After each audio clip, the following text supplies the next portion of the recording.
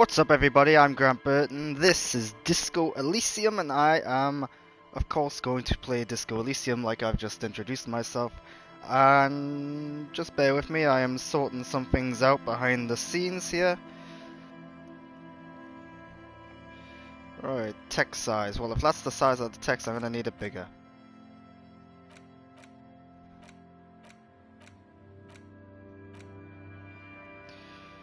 Brightness, that looks alright.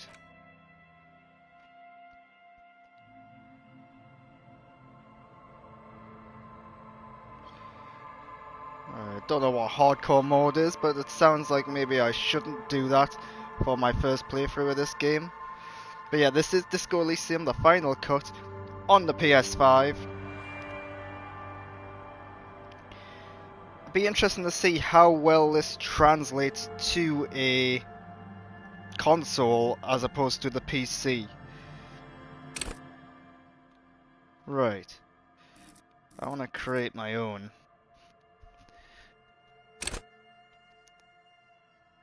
So, raw brain power, how smart I am. I would say good, let's not go crazy. This is an RPG, like in the purest sense of it, it's like a paper RPG. Right, let's see, sensitivity, how emotionally intelligent you are. Sensitivity, how emotionally intelligent you are. What does that mean? What does emotionally intelligent mean? I'm just gonna put it at average, because, yeah, why mess with that if I don't fully understand it? Physique. Your musculature, how strong you are. And apparently I'm terrible. Motors, your senses, how agile you are. Let's go average there so I can boost that up.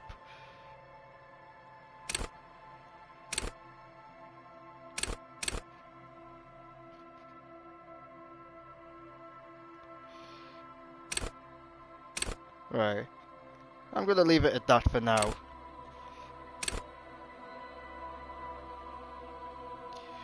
Right, what's all of this then? Select your signature skill. The skills you select will gain a +1 bonus. Additionally, the learning cap for every skill of the same type will be raised by +1.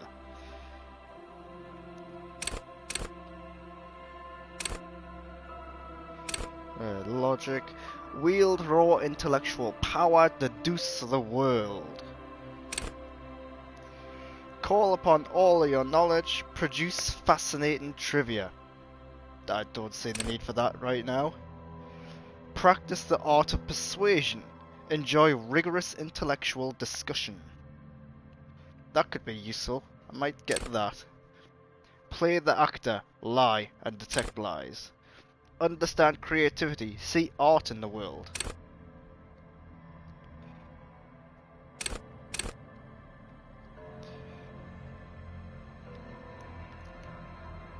Reconstruct crime scenes. Make laws of physical works of law.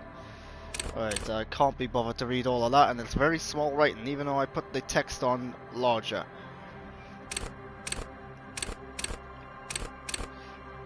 Hold yourself together, keep your morale up. Hunches and gut feelings, dreams and waking life. Can I choose a skill from each level, or am I choosing one overall? That's the question right now. Understand others, work your mirror neurons. Intimidate the public, assert yourself. Connect to Station 41, understand cop culture. Charm men and women, play the puppet master. Let the body take control, threaten people. Raise the hair on your neck, tune into the city. Go to Party Planet, love and be loved by drugs. By drugs, okay. Well, that doesn't seem useful right now. Flex powerful muscles, enjoy healthy organs. My understanding is you play as a detective in this game, so some of these don't seem all that useful to begin with, but who knows, maybe they are. Shrug off the pain, they'll have to hurt you more. Take the blows, don't let the world kill you. Ready, aim and fire. See, hear and smell everything, let no detail go unnoticed. The quickest to react. An untouchable man. Sneak under their noses, stun with immense panache. Master machines, pick locks and pockets. Straighten your back, keep your poker face. Right, well I think I want to do something up here first. I like to play RPGs on a much more like a talkie-talkie basis rather than a more physical role. And I understand there's a lot of talking in this game, so this could be more useful.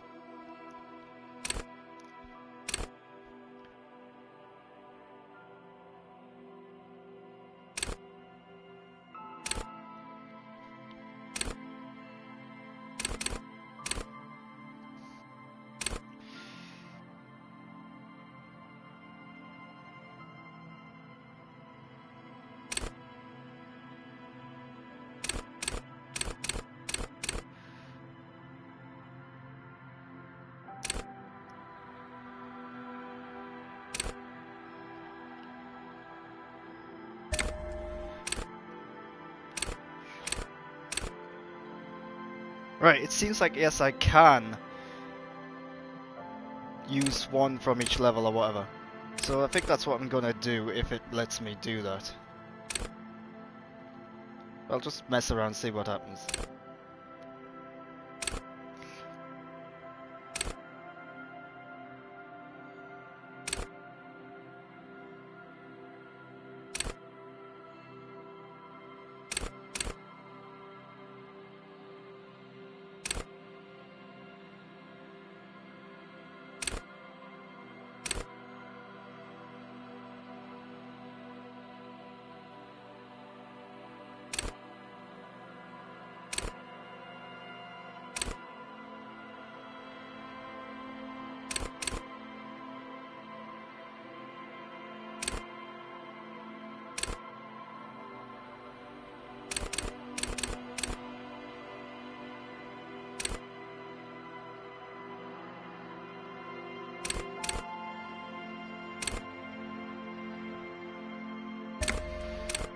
No. Right, okay. I see what's happening. Right, so I'll just confirm that there.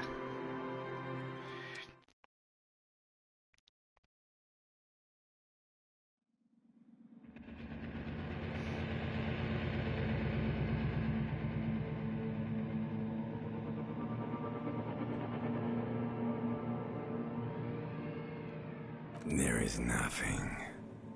Only warm primordial blackness.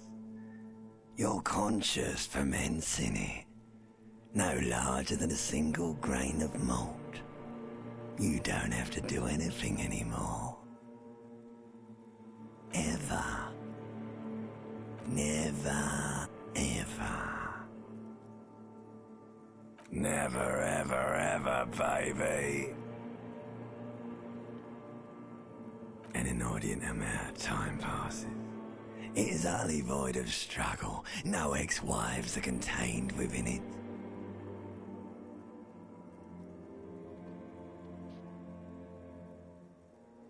An awareness creeps up on you. A mass lies hidden in your dead angle, soaking in some lurid acidic sauce. It's bloated and shameful, a ball of meat surrounding you. This is a terrible line of questioning, and it will only lead to more awareness of the meat thing.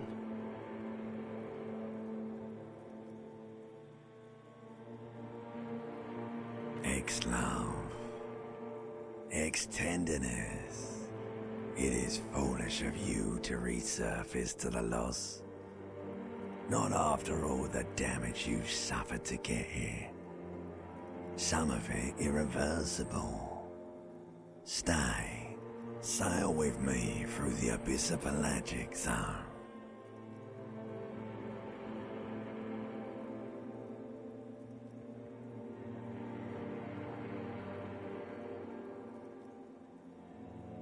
Do you really? You wouldn't like it if I told you what was back there. Why'd you think you had to bludgeon yourself into oblivion? Or did you not sense yourself marinating? Poured so much over yourself, got a bit carried away, did we, Chef? Fear and apprehension. You should ask what's out there first.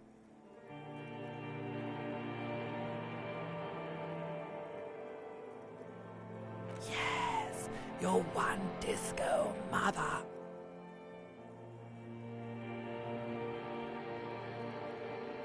There's this giant ball there in evil apes, and the evil apes are juking it out on the ball. You're one of them.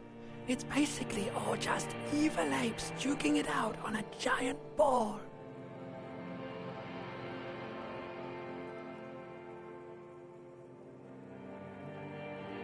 Infinitesimally small. You can't even make out it's a ball when you're juking it out. It's that large.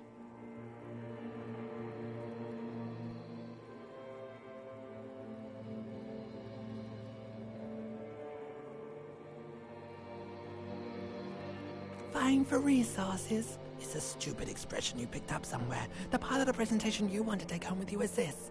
You have to beat the other evil apes in the face, or you lose.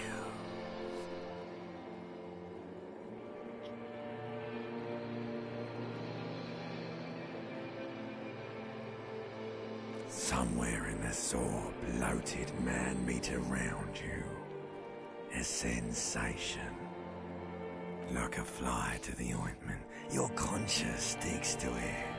The limbed and headed machine of pain and undignified suffering is firing up again. It wants to walk the desert, hurting, longing, dancing to disco music.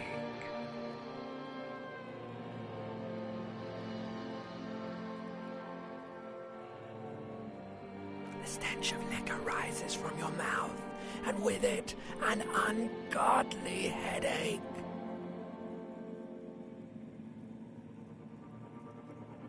A fiery streak penetrates your skull, trying to force your eyes open. It's a sound, a clarion call from hell. Somehow, you know what it is. A Caprice Commander motor garage.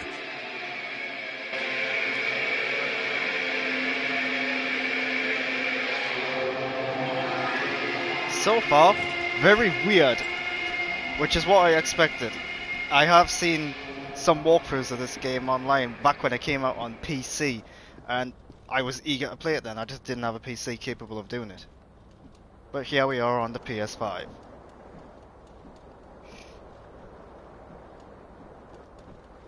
Right. Let's see, how does this all work?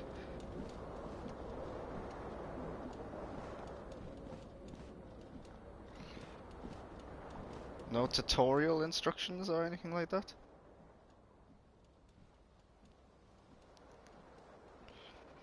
Highlight, action interact, zoom out, reset camera, right.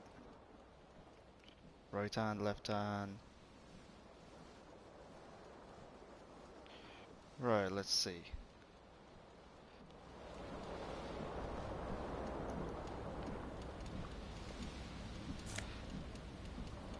Take all, yes.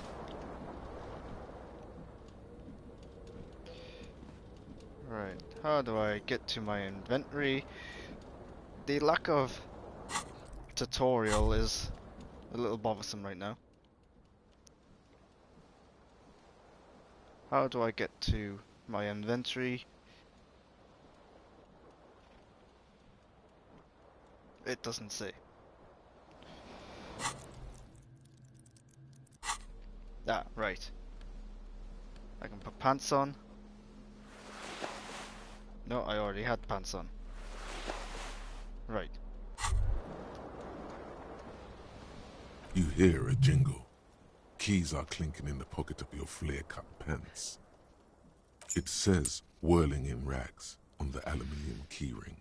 There is a single key on the ring. The number 1 is etched on it. It should open the door. This magnum-sized bottle of Commodore Red is empty. Well, that's no good.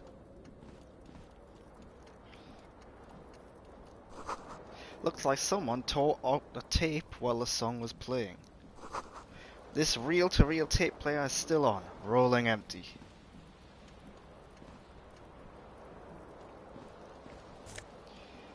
What is that, shoes?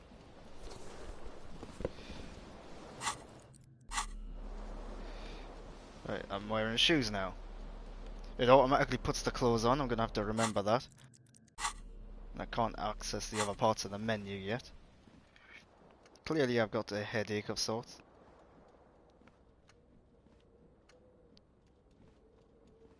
Just The trying to... window stands broken in its frame. Cold wind blows in.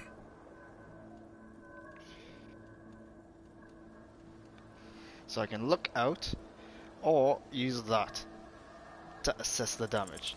The shards face outward.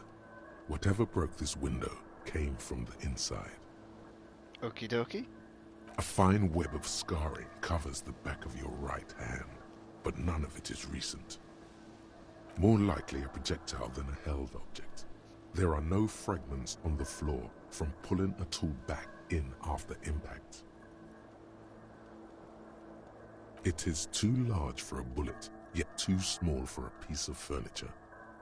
You're looking for something heavy and larger than your fist. The single green shoe you found fits the hole almost as well as your foot. It would have also been heavy enough if thrown with force. Congratulations. You smashed the window with your own shoe. Now you only have one.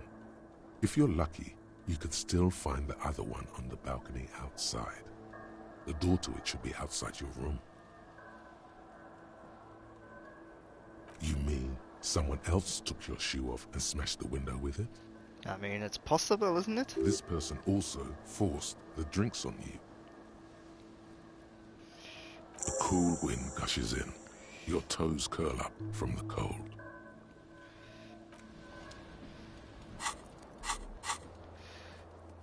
Right, find your other shoe.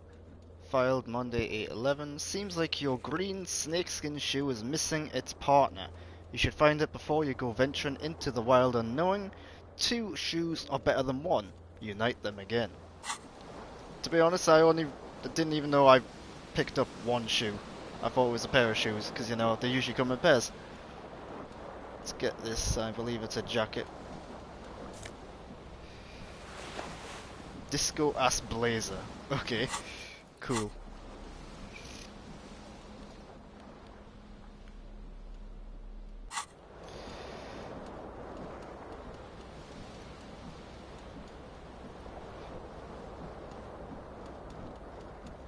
Ah, right, that's useful. I can actually highlight the objects to see what's interactable. Because that jacket was really hard to figure out. You see bottles in the bathtub, wine, beer, and sweet liqueurs.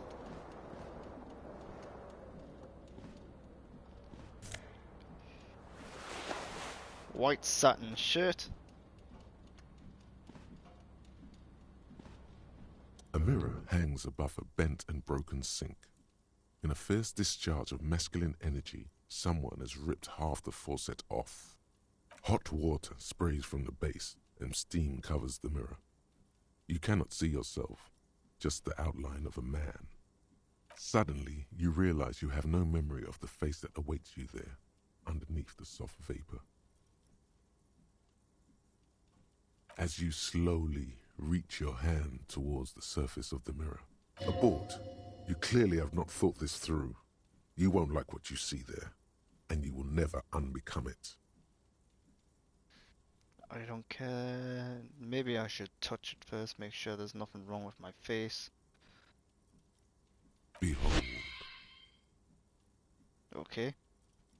He's not the best looking guy around, but... You have no idea who this thing is, do you?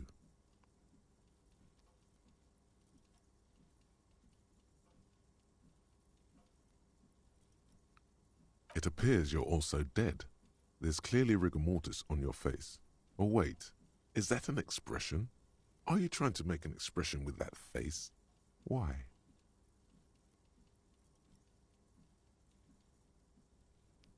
Please stop. It's horrible. You're scaring yourself. Oh my God. You can't stop. It's like it's not even voluntary anymore. You have worn that grin into your face and now it won't come off. What does it even mean? What is the emotion you're trying to convey?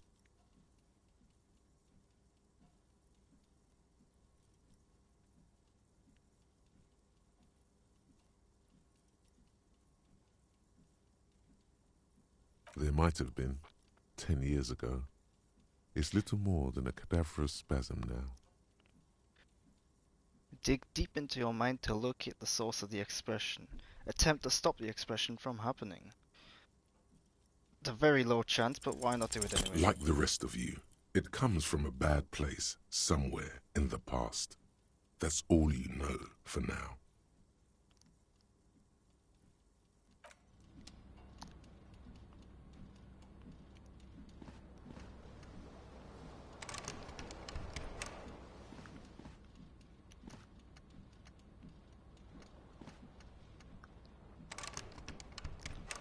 Right, I can't get through there.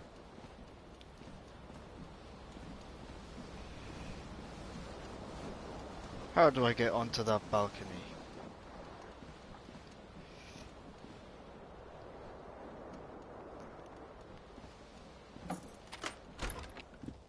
Ah.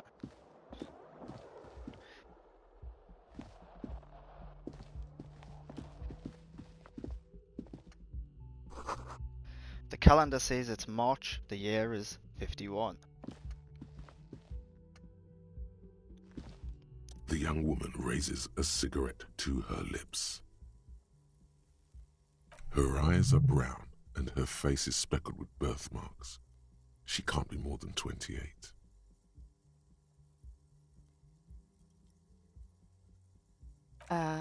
No. She seems perplexed by the question.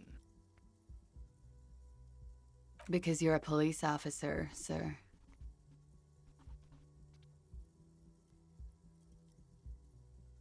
I am, yes.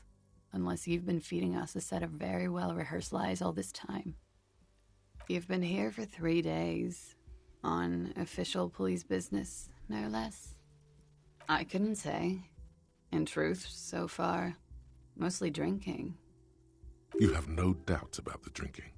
But do you strike yourself as a tight-lipped drunk? She must have heard something.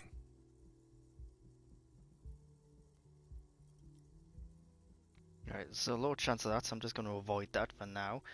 I might not know where I am, or who I am, or what a Kopri Kaniman is, how I know what one sounds like. Why don't I remember being a cop or anything else? Who in their right mind would let me be an officer of the law?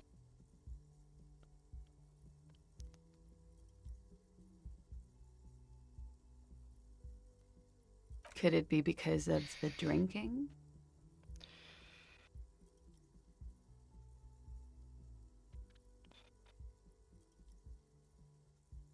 She nods.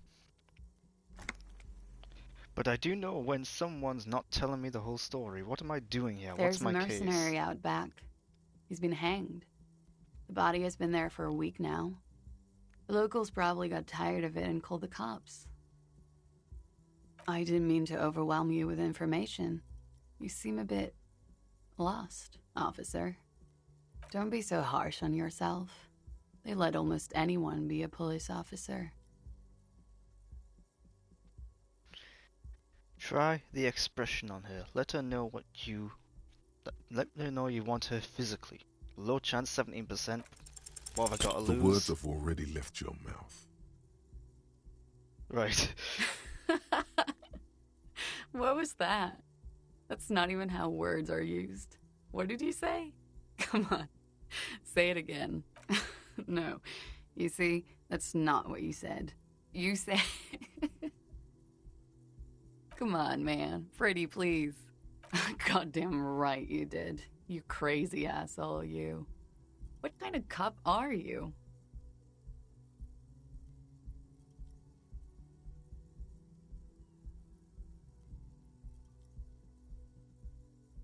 Don't be. It was funny. And anyway, who gives a shit? Who gives a shit about any of it? So what if you can't pull grade A pussy anymore?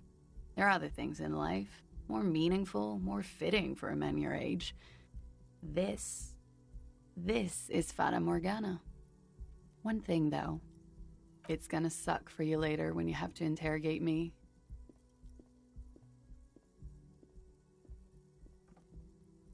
And for the record, no, I didn't do it. good to know. Looks like she left a nice long stub in the ashtray. It's still smoking. Right. How do I get to the balcony? Do I literally just climb out the window? The window stands broken in its frame. The morning light hurts your eyes. It's hazy, but you see the ocean and some war-torn buildings. The morning light hurts your eyes. Right, so looks like I got to... What's on the fan there? This fan has two chain pull switches. One ends in a tiny fan, the other in a light bulb. A truly horrific necktie has somehow attached itself to one of the blades. The blades come squeaking to a halt. It should be easier to reach the tie now. You swoop up and catch the tie. Snap! It's released from the blade. What you have in your hand is a truly hideous necktie, with 4 or 5 different patterns. The knot reminds you of a noose. A terrible mistake. Turn the lights off immediately. You can practically feel the photons burning a hole in your brain. The lights are off.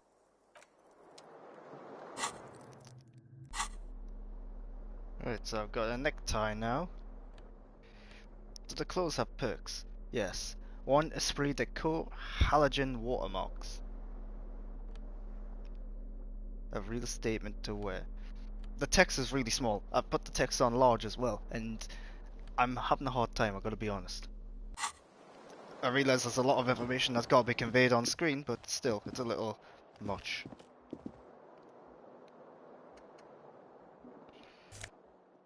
What is that? Money. Okay. There's something on the table. This leads to the balcony, it seems. No? Does it? I don't know.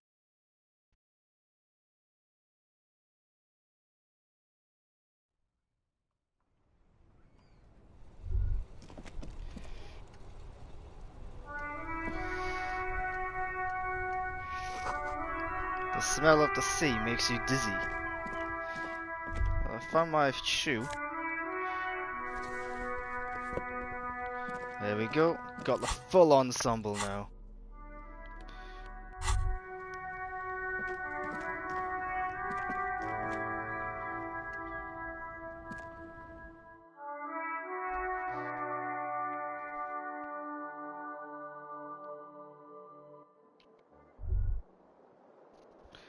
Right. There they both are. 2 identical shoes, both copiously green and indiscriminately snakeskin, reunited on your feet, like 2 baby crocodiles. It's pretty clear a normal cop is not what you are. Good, they're balanced, comfy. Feels like the only good thing about you right now, truth be told.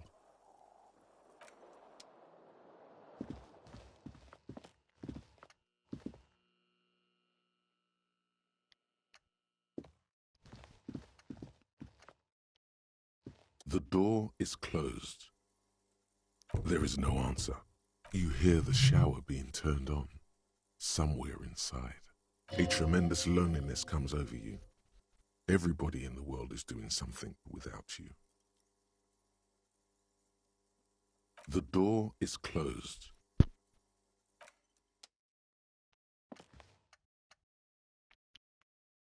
I'm gonna save the game there, just to see.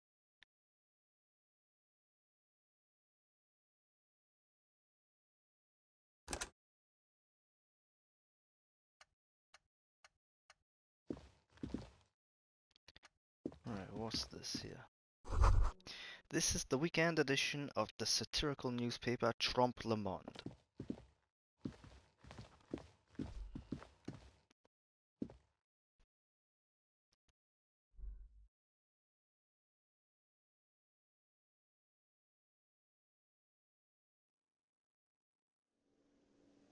Loading times are a little long for my liking.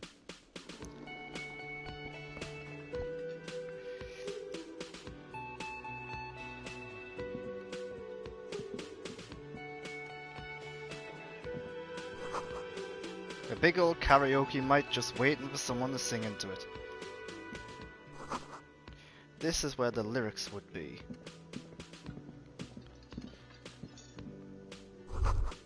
The speaker is connected to the radio. The music is seasoned with static. You should totally sing karaoke here, the first chance you get. Your emotions need to be expressed. People need to know your vast, oceanic soul. My soul is immense, my soul is modest, my soul is puny, my soul's cubic content is obscured by the hangover.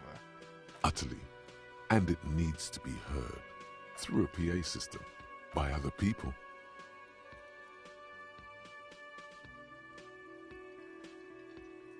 You have not yet stumbled on the right lamentation, but it's out there. It'll come to you. You will wreak havoc with it. Don't worry.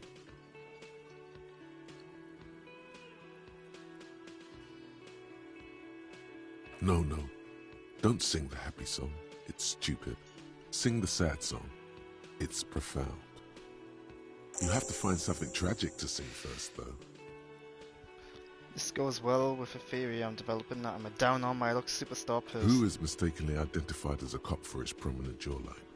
Yes, sounds likely. You should probably go on stage and pose for a moment when you're done with this thought. See if it works.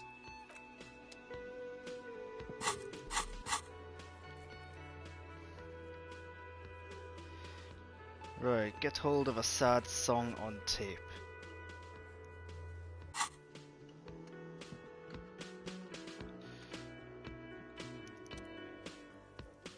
A man in his late 20s stands behind the counter inspecting a stuffed seabird. As you approach, he gives you a sideways glance and looks down again. And his name is Gort, the cafeteria manager. That was disdain in his eyes. Even now he is purposely ignoring you. Looks like he's not a fan. Oh no, you're a hero. A real hero cop. Could the massive property damage upstairs have anything to do with this? Am I? Or did you ride in, take the body down, solve the murder, and not trash my hostel room?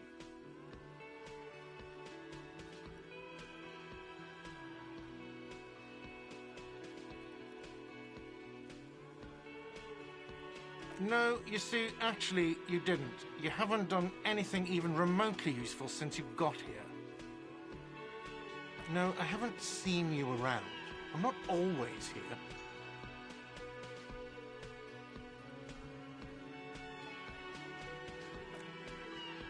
A competent work of taxidermy. The white and brown seabird lies among piles of coasters and drying mugs. One of its wings broken. The man is trying to mend it. Looks like the bird was ripped off the shield that was used to mount it, most likely on a wall. This is the Great Skua. The seabird is the symbol for the discovery of the Insulindian Isola, the part of the world you are in right now. Something about it makes you feel bitter. Look, your buddy is over there. Why don't you go and talk to him, okay? He pretends not to hear you, concentrating on the bird instead. No, I'm not the bartender. I'm the cafeteria manager. He's very animated all of a sudden. This seems like a touchy subject. I have 3 cafeterias to manage. 3. Sylvie tends the bar here, not me. I'm only standing in. She just, you know... His eyes dart from left to right. This man isn't lying, but he is hiding something. So now you're a cop. Oh, forget it.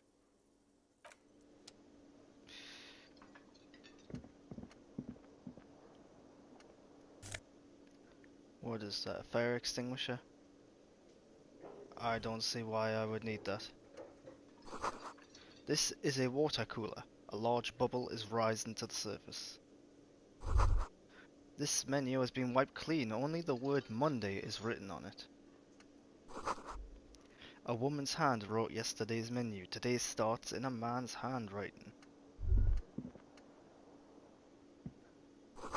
The door is bolted. A sign reads kitchen reserved for personnel until 1 o'clock. A sign reads mess hall reserved for union members. Doors open 4 o'clock. Hello, sweetie. Lena, the cryptozoologist's wife. You shouldn't keep your colleague waiting. She nods towards the man in the orange bomber jacket. This royal pinball machine is unplugged. I know who I've got to speak to, and I'm going to do that as soon as I can confirm I've gotten everything in this room, which I have.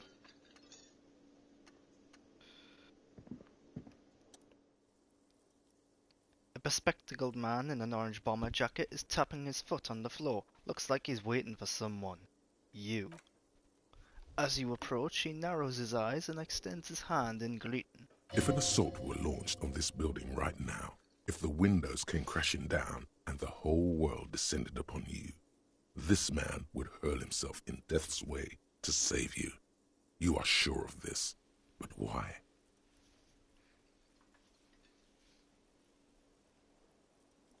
Hello, I'm Kim Kitsuragi, Lieutenant, Precinct 57. You must be from the 41st. This is your chance to come up with a really good name for yourself. Get creative. Conceptualize. Concentration makes you squint your eyes. Your name should be deep gold and orange, like a forest fire looming on the horizon, but mixed with the stench of liquor rising from your breath. You're 2 steps closer to it, but there are still many to go. Okay then. It looks like we had a little scheduling error on Sunday. Saturday too, actually. Have you had time to talk to the manager here? What he means is, he has been trying to meet up with you for 2 days, but you have been otherwise occupied. I wonder why.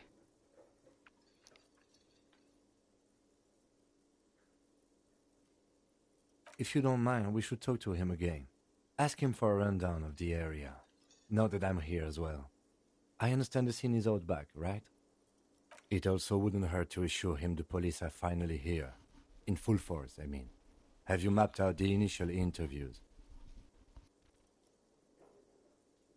Okay, we'll have time for that after we take a look at the coroner's case.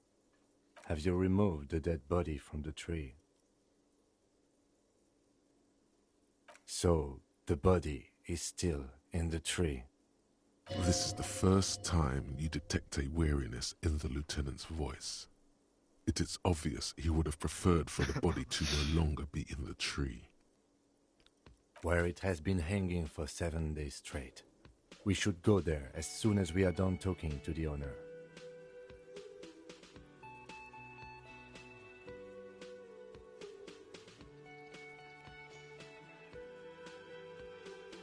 After you, officer.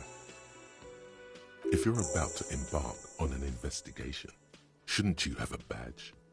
You mean you don't have a badge? Losing your identification card is a serious matter. My vehicle has a shortwave. You can use it to report your badge missing. I advise you to try to locate it as quickly as possible, but getting the body down should still take precedence.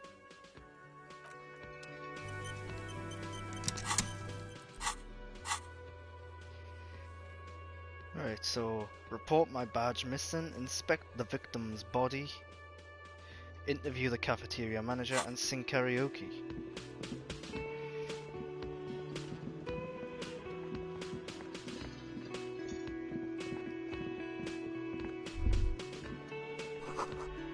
This feels right. You belong here.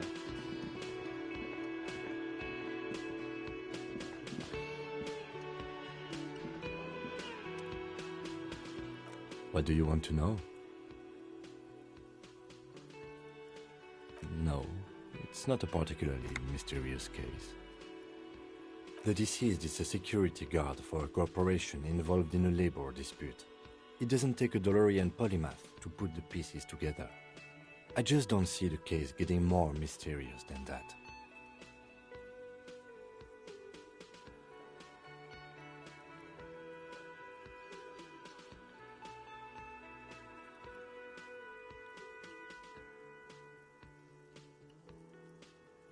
I'm relieved that you agree. Anyhow, let's get back to the case. Was there anything else you wanted to know? I'm afraid you and I are pawns in a pissing competition. You don't know? I assumed you were in on it.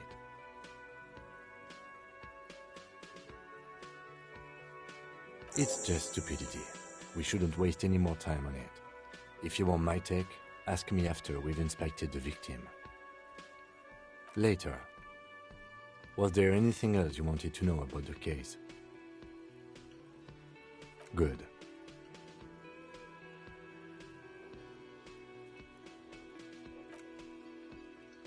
He's having trouble processing it, believing it even.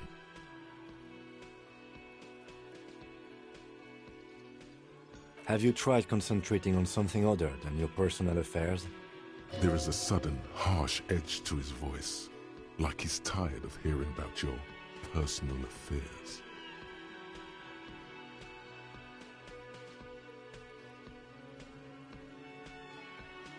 Fine. We should get through this day first. Off hours begin at 9 p.m.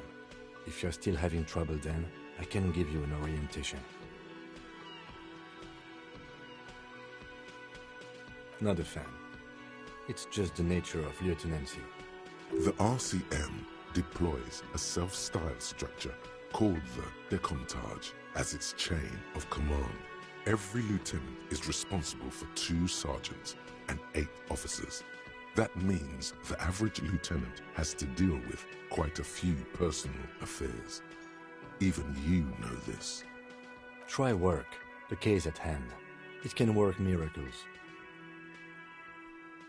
Focus on other people's troubles, not your own. That is a relief.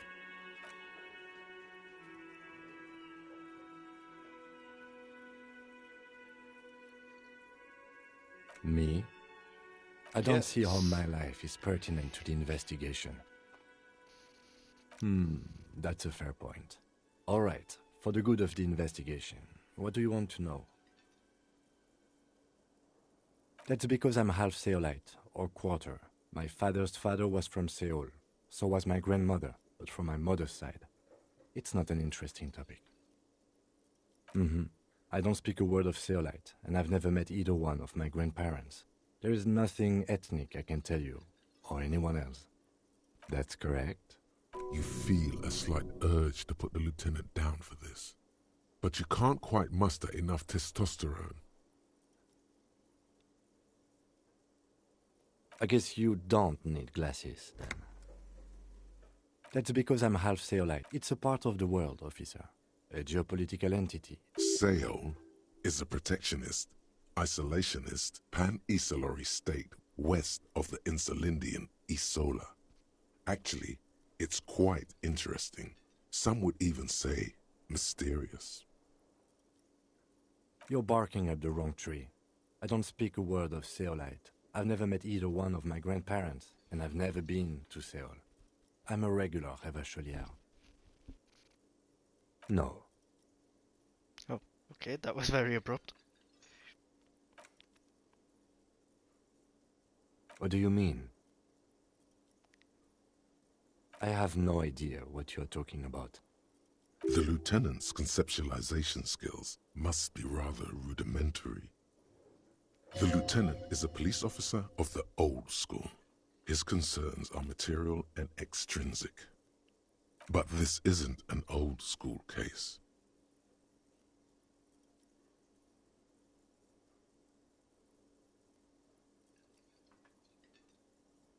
So what? That makes you the new school? God spare us. For real detective work, nothing beats a good notebook by your side. The lieutenant produces his small blue notebook and idly thumbs through a few pages. We all have our different mediums. His is written. Good. Let's change the subject. Excuse me? You have a distinctive way of walking. If I were to walk in front of you, we would surely collide. I hope you don't take this the wrong way. It's just a collegial observation. In the 57th, we call it the Jamrock Shuffle. Officers from Jamrock's 41st Precinct tend to move a bit erratically. They say it's a scene-clearing technique developed by one of your lieutenants for gathering evidence. It's erratic, yet thorough. Prioritizes containers. I don't know. Containers contain, I guess. I'm making assumptions. We should move on.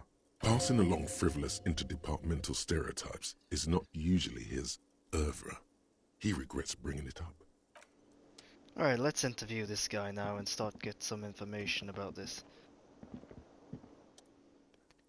The man with the unimpressive beard notices you approaching. He drops the ledger he was holding and turns to the lieutenant. Does he have a beard? I know they said it's unimpressive, but it doesn't even look like he has any beard. Alright. Mr. Gart, right? Yes. I am Kim Kitsuragi from Precinct 57. This is an inter-district investigation, so joining me from Precinct 41...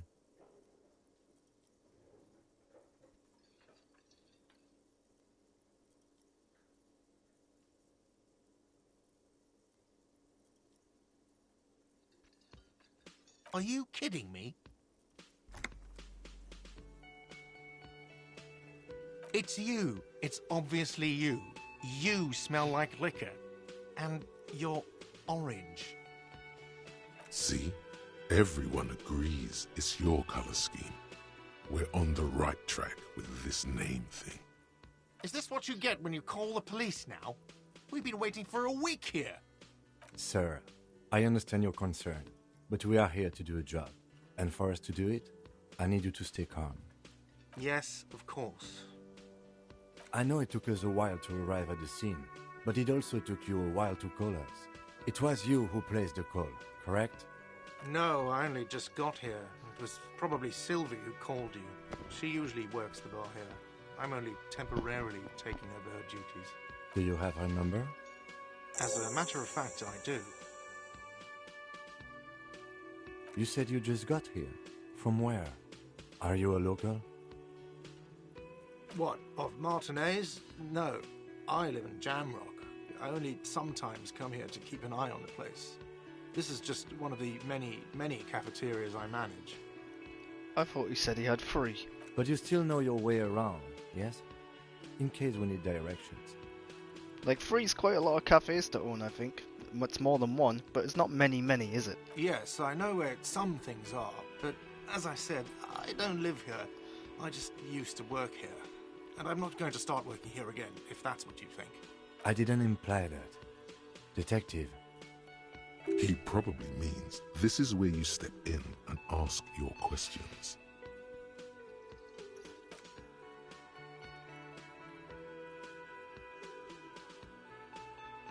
Haven't you asked me that already? What is it with you and this woman? She has nothing to do with this. Okay, you got me. She went away because of the dead body out back. And because I asked for her number. That's why Sylvie went away. I hope you appreciate that. Thank you.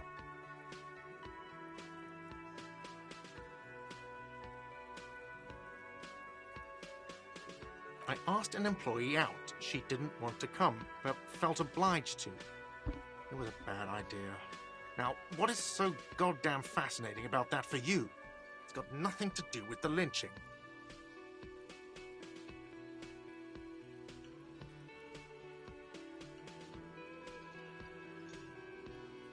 What?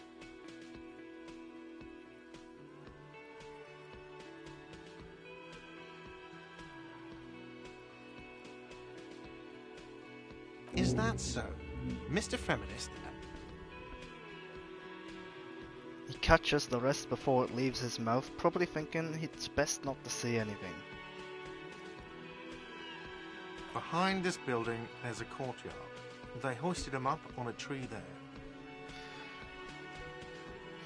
That's easy. See that door there? First you exit through that. Then to your right, you should see a big hole in the fence. A really big one. You can get to the courtyard through there. No need for the keys. The hole is big enough for the Franco-Nigerian cavalry to fit through. I feel like it's a stupid thing to ask this question, but I'm gonna do it anyway. I don't know who killed him. I'm not the police. That's your job.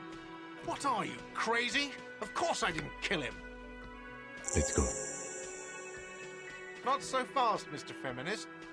You owe me 130 real. Oh, excuse me. You owe me 130 real. The IIR, or Inter-Isolary Real, is the global reserve currency. Whatever part of the world you're in right now, it's safe to assume he means you owe him some money. Wow, you're a genius. Yes, that's right, money. You owe this establishment 130 real. Let's see.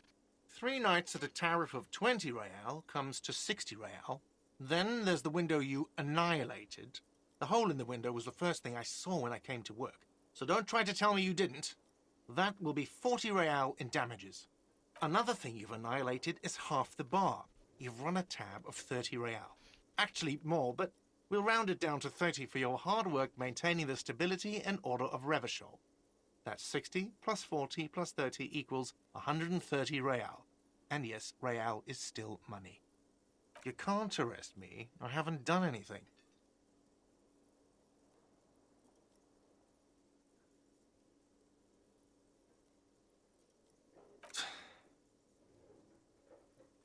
What are you, a philosopher?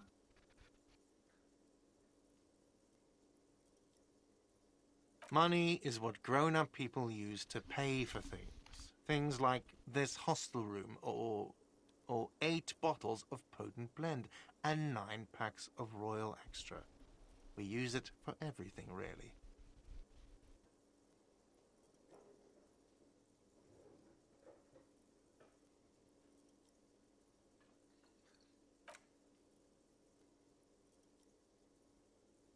That's cop 4. I haven't offered to pay because I don't have any money either.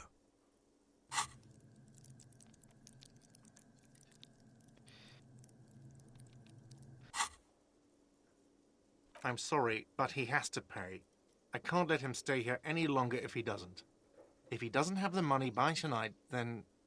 Officer, maybe you're better off working this from home for now. You live in Jamrock, right? It's not that far away.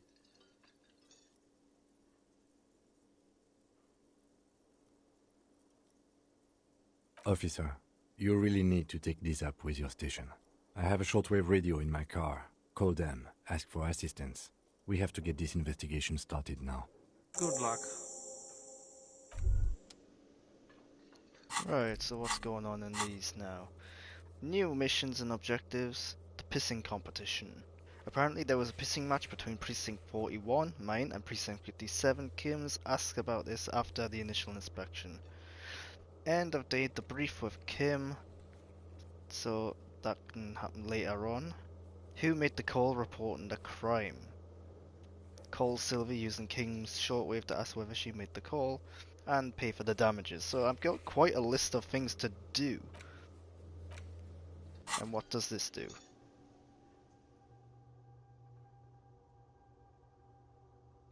Right, inexplicable feminist agenda. Something stirs in you, something interdisciplinary. Is it a newly formed reaction to the tyrannical gender roles around you, or something you've always had? One thing is for sure, you're not a mild feminist. Oh no, there are incendiary thoughts aimed at undermining the very pillars of society. Could you fashion them into some sort of weapon, perhaps? A first strike weapon to decapitate the XY chromosome homogeny?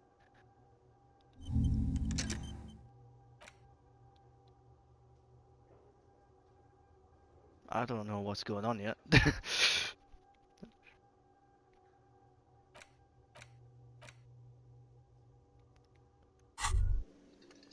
By the way, where is home? The address is coming up blank, And this place sure isn't it. But you've been at this hostel cafeteria for only 3 nights. Where were you before? You had to be somewhere. Why did you say that? The old thesaurus comes up empty. Maybe you should ask the lieutenant. No. But isn't that an expression, not a place? A saying. Up on Marvel Hill, a great high place, one that is impossible to climb back to. That doesn't sound like somewhere you can stay if you run out of money. You can try. Run some addresses in your head when you get the time. Maybe a street or an apartment will appear.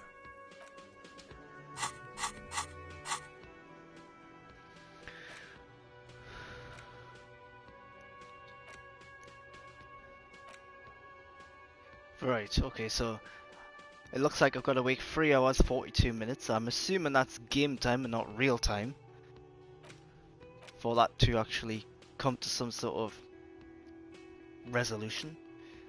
This one, temporary research bonus.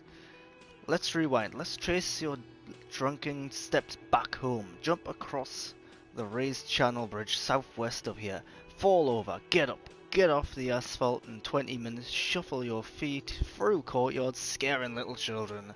Go under the Great Raised Motor Tract, the 881, until you reach Le Domaine Eminent in Nov Jamrock. The streets are frozen this time of year, caked with ice. Walk down Main to Perdition. There's a side alley there and your footprints in the mud.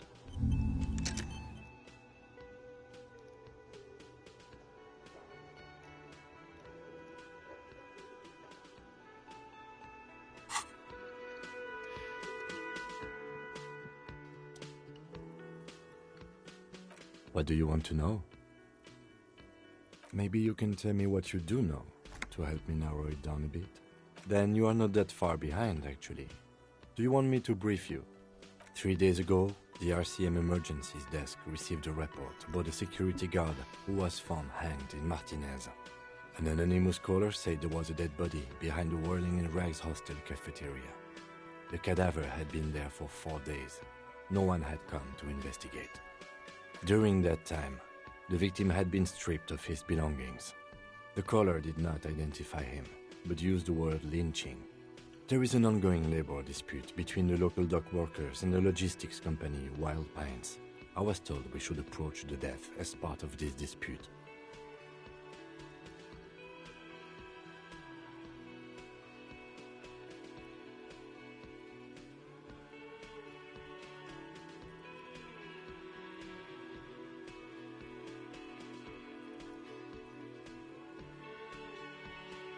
A security guard or worker of some sort, hired by Wild Pines. This was just hearsay from Martinez, of course. We need to find out the truth.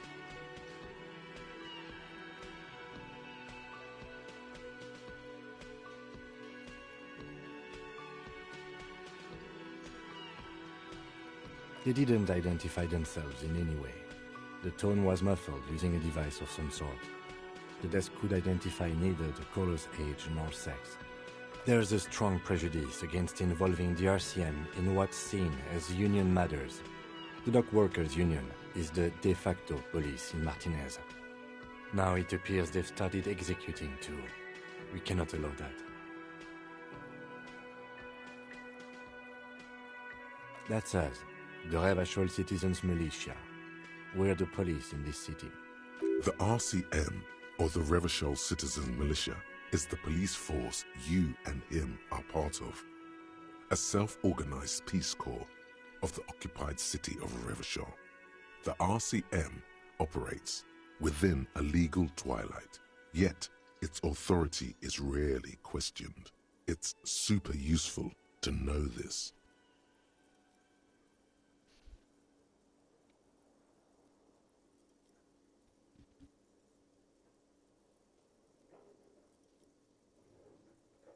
Just to be clear, we are police officers. It's our job to find the killer. That's the case. Uncover and arrest the killer. Alright, no need to speak to us like that. I think I can get the grips that I'm a police officer. You mean like a brief? There's no reason to wing anything. If you didn't get the brief, 3 days ago, the RCM emergencies desk received a report about a security guard. During that time, the victim had been stripped of his belongings. Okay then. Was there anything else you wanted to know? Good. Right, let's get on with this. Start to look around. Oh, what was that? The soft purr of an electric juicer comes from the kitchen. Someone is working.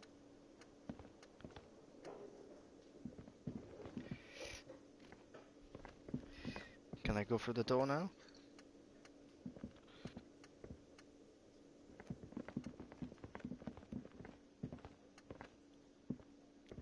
Hello again, sweetie. I see you've met up with your colleague. The lieutenant nods politely. Wait, who's Sweetie? Why, you are, officer.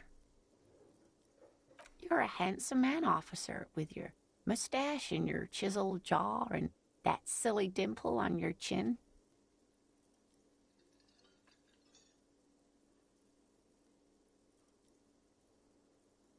You must forgive me. I'm getting so scatterbrained. I completely forgot to introduce myself. I'm Lena.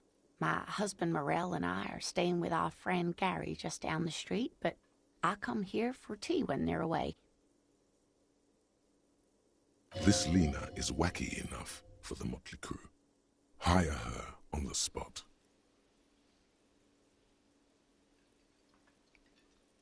How would you like to roll with me? I think that's going to be a bit insensitive. Yes, officer. You look rather dazed. Like a stunned fox. But surely things can't be that bad. Oh my. You know where we are, right? That's right. And where is the Whirling in Rags cafeteria itself located? We're in the city of Revachol, dear. How would I even begin to tell you? Revachol is the most beautiful city in the world. We're fortunate to be here, you and I. I haven't seen very many other cities personally, but everyone says so. Revachol is a rare jewel. This city used to rule the world.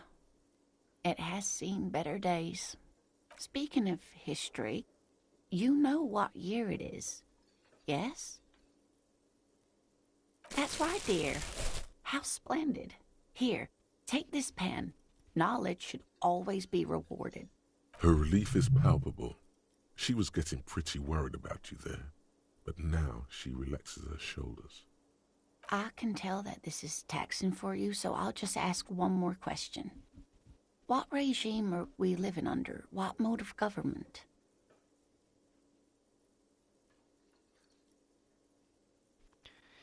Some kind of democracy, maybe? I'd like to think it's a dictatorship of the proletariat, but something tells me it's not. Fierce warriors traverse the plains and sea. Well, that's not right.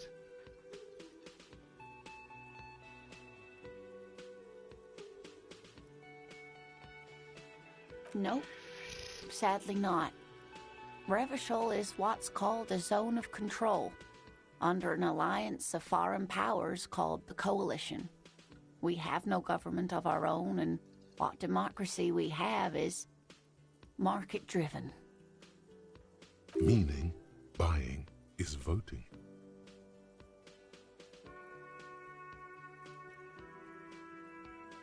Oh dear. And you were doing so well. There aren't any cops in Revachol, not in the traditional sense. The status of law enforcement has been a complicated matter since the revolution. But we should stop for today, sweetie. You look like you need a break. Besides, I'm not the best person to explain the big things to anyone. She's scared now. She's realized you really are brain damaged.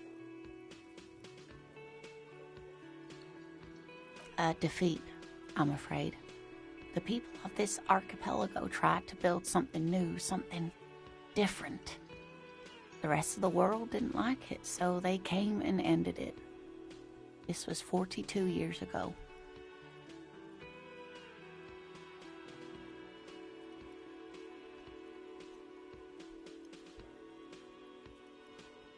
It has something to do with everything. I really don't know how to explain it better. You were doing quite well up until the end there. It does look like you're having trouble remembering things. History and places. Remembering reality in a word. It's very odd. A sigh. The lieutenant buries his nose in his notebook. But maybe a fresh set of eyes is what the world needs. And while I'm no doctor, such bouts of amnesia are often temporary, so I wouldn't worry too much. Someone more educated in sweeping matters. Maybe you should ask. No, I'm not an encyclopedia. I won't be a guide either. I'm a detective. Of course. Then I don't know. Someone rich, maybe? Wealthy people are educated. Though I don't know where you would find a wealthy person in Martinez. Yes, dear. I'm a paraplegic. A paraplegic is someone with limited or no ability to use the lower half of their body. Paraplegia is caused by spinal cord injuries, like falling from a great height, or a grenade explosion.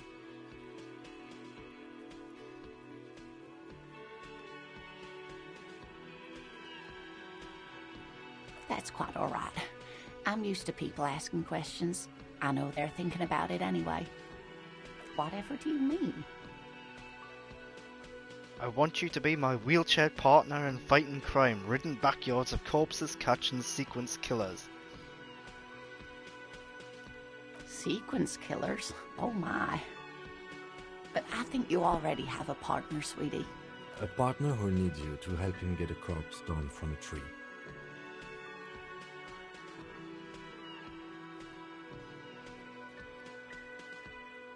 It seems to me that you lucked out with your partner.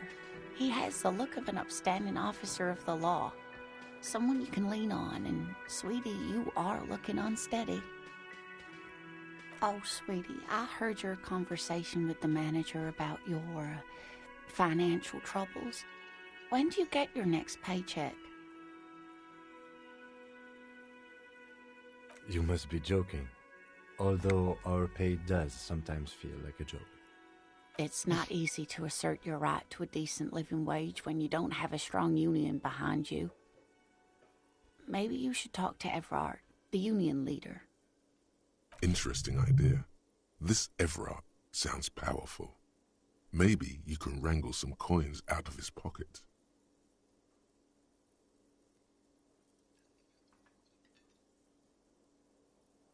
Oh, no, I'm so sorry I don't have money for you. If there's anything else, Of course, dear.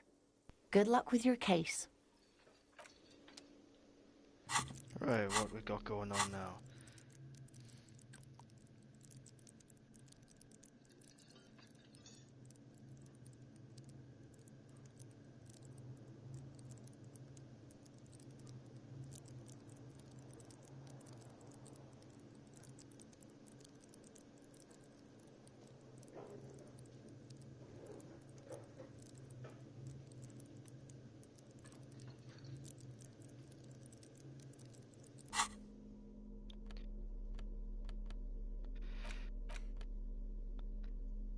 Kind green ape pen.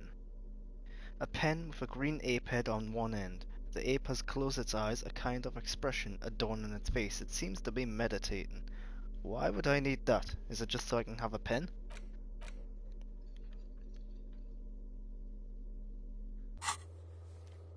Right, got a new objective. Get a reality locked lowdown. Right, I'm gonna pick up that fire extinguisher.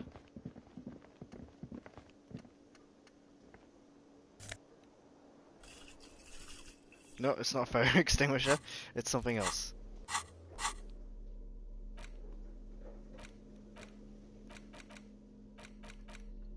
I think it was a health kit. Yeah, so I should have picked that up anyway. I shouldn't have. Yeah. Looked like a fire extinguisher though. I'll stand by that. A bottle of rum has been knocked over. Beautiful, dark liquid is spilling out. Sleeping dock worker. A man is sleeping at the table wearing mud-caked boots and rolled-down overalls. The back of his shirt reads Wild Pines, encircled by a logo with a tree. On the counter, rolled out of his open hand, you see a blister pack of headache medicine. No idea. Looks like he works for Wild Pines, the logistics company who owns and operates the harbor. Possibly because there's a strike going on in the harbor. There's not much to do aside from drinking and sleeping. The man does not mind. You probably need them more than he does.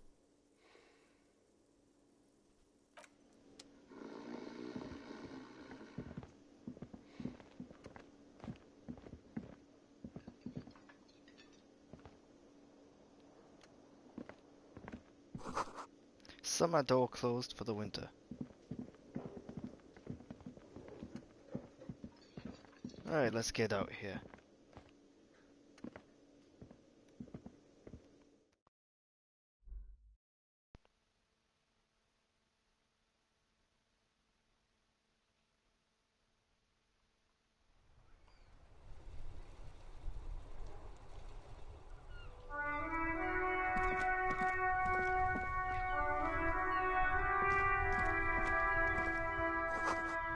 A heap of snow melts in this wheelbarrow.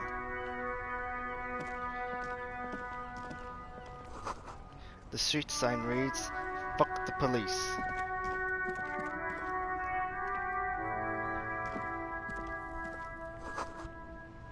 Pigs go home. Right, well, I'm getting a pretty clear picture already of what people think of the police around here. There are bottles inside. You could pick them up if you had a bag.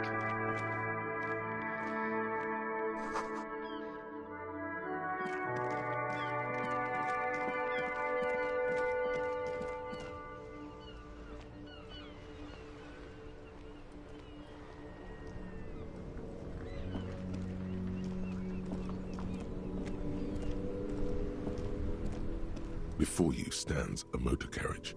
The bodywork is covered in blue and white livery, bearing the number 57. Vapor emanates from the large engine on the back of the vehicle. It hasn't had time to cool off yet. This must be the infernal machine that tore you from oblivion. The Caprice Kinema motor carriage. In the cabin, you are welcomed by a set of steering levers, a radio microphone on a hook, a pull-out toolbox under the seat, and the soft glow of the fuel preheater gauge.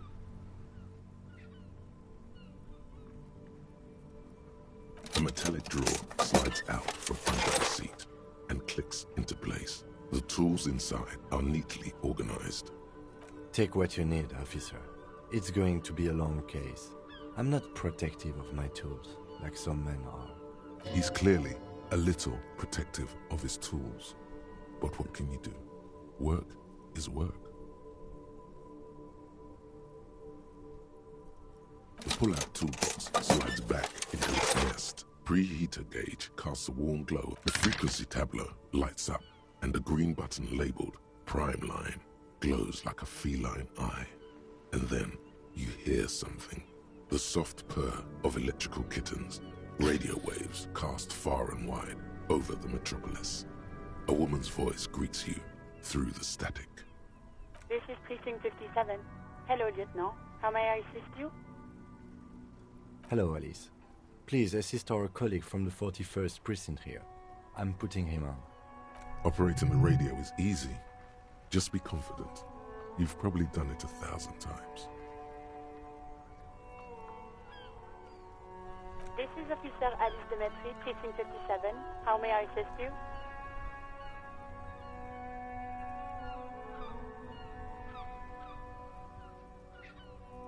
Of course. What is the number, officer? Yes, hold on. Her number is 005 1944 298. Received. Hold on, officer.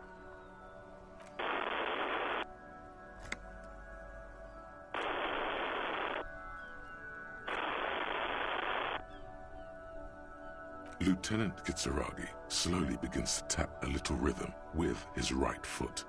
Quite a lot of time has passed. Officer, I have Sylvie Malaika on the line for you. Yes, hello?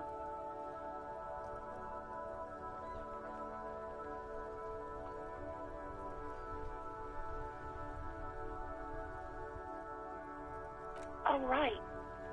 Hello, officer. What can I do for you? You mean, why did I leave the bar? Honestly, I'm not really comfortable discussing it with you, sir. Why not?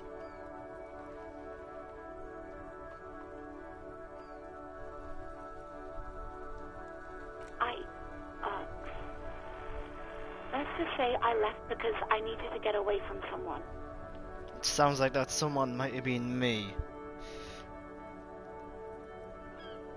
What? No, why would you even think that?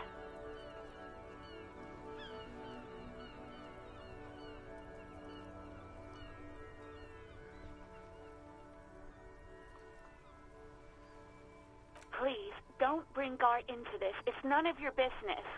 I already said I don't want to talk about this. You're messing everything up again. No, not me.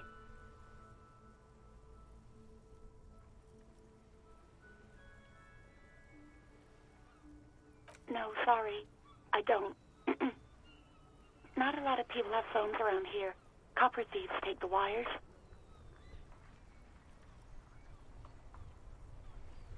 People don't have the money to have the cables put in again. They use the Union's phone, or the one on the coast. So the Union has a phone, and there's one further down the coast. Got it. It was someone else. We'll find them sooner or later, officer. It just might take a while. What? Of course it bothered me. But I thought the Union already knew about the corpse.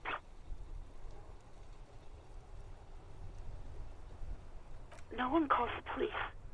The Union would get angry. You know, what the Union says goes. People listen to them and they take care of their own, which is like everyone here.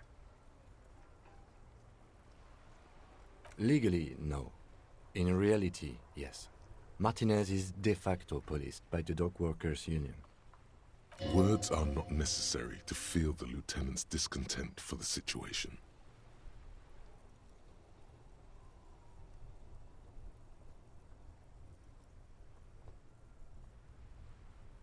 Mm-hmm.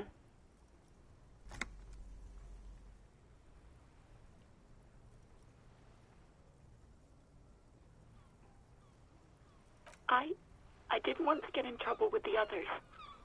Push her further. Show her the error of her ways. The other people who live around here. Local people, I didn't want trouble. You don't live here. You don't understand.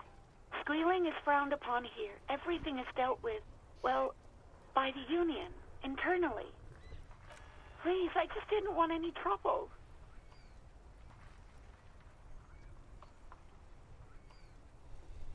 You do? Oh. What else can I do for you? Yeah, go on. I do hope so. Please, don't call me again. Bye. Yes, you have obviously done something to upset her at the Whirling in Rags, when she was still working there. I'm not mad, it's just... You were so drunk and so emotional all the time, and then the skua thing happened. It just made me want to quit. The stuffed bird, the great skua. You threw it against the wall while screaming, Oh, right. fuck that bird, and laughing like a maniac. Everything's starting to add up, and it's all pointing right into my direction. I think you said it had been giving you shit ever since you got there.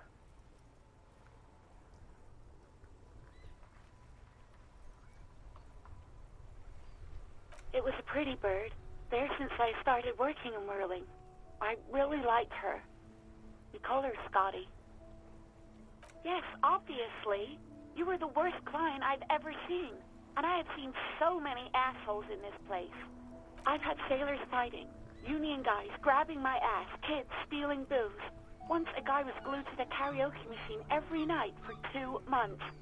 But you, well, you were worse than all of them.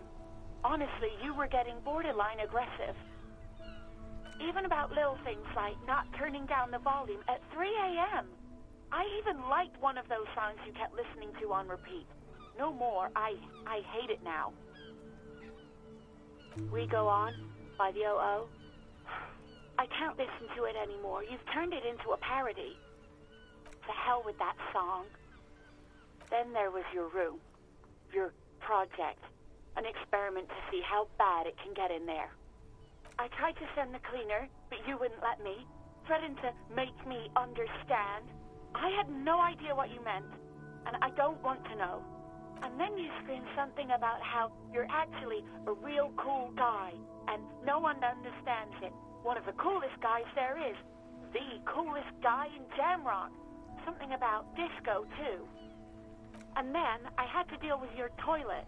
The one you clogged with police documents, causing water damage downstairs in the kitchen. I won't even mention you waving your gun around, harassing customers, threatening to sing karaoke, threatening to kill yourself. The ones I had to wrench out of your toilet. Damn it, I don't remember what I did to your damn papers. I don't remember every little thing I do. Especially when there's a hurricane loose. It's your fault for losing them, not mine. Something in you wants to immediately forget about this, as if there was a reason you threw them away. No, you really weren't. You were simply the worst.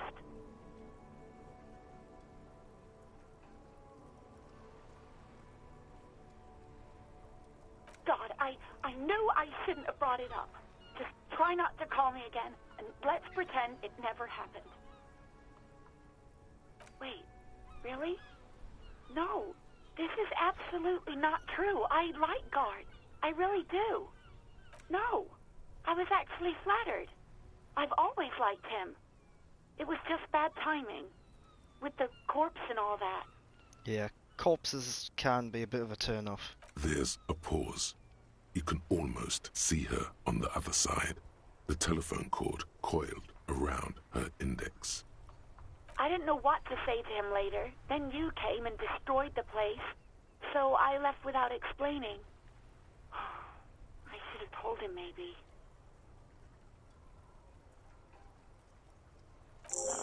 Okay, but please don't mess it up.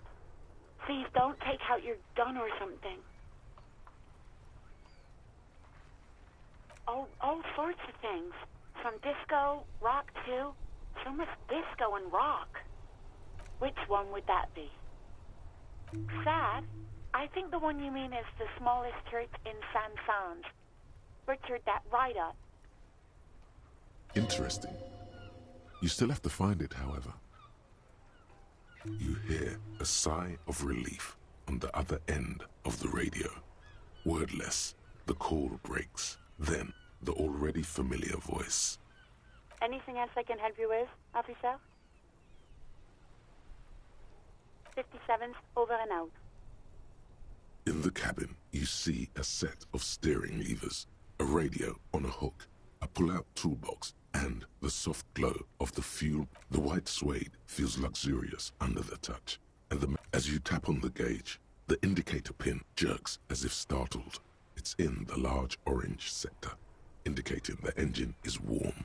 Next to the gauge is a red switch, labeled heat. There's no use pressing the heat button. It won't start without the ignition key. Translation. We're not going anywhere right now. Alternative translation. Don't even think you can drive my MC.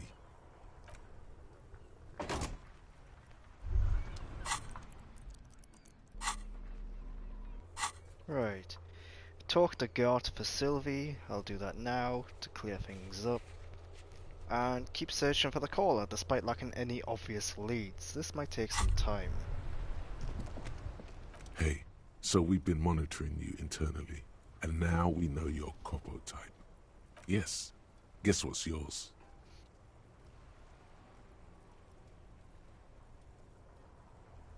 No, you're the sorry cop. The cop who's sorriest. Let's make it official then, shall we?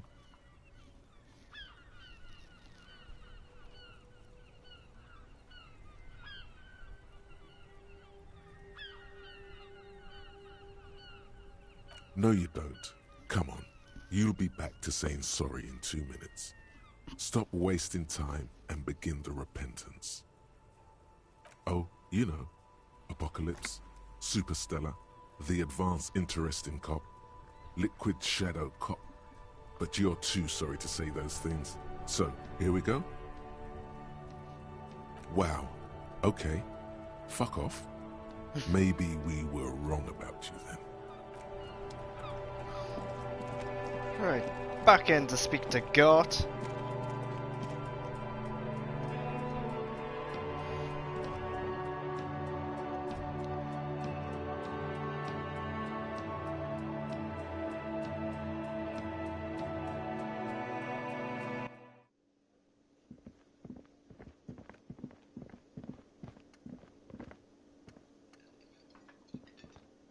Can I help you?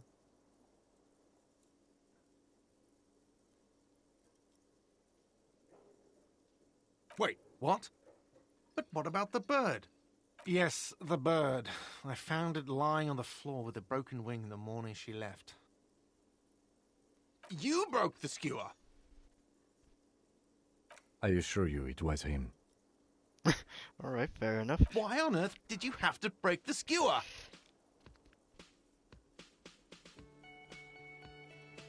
I can't believe it.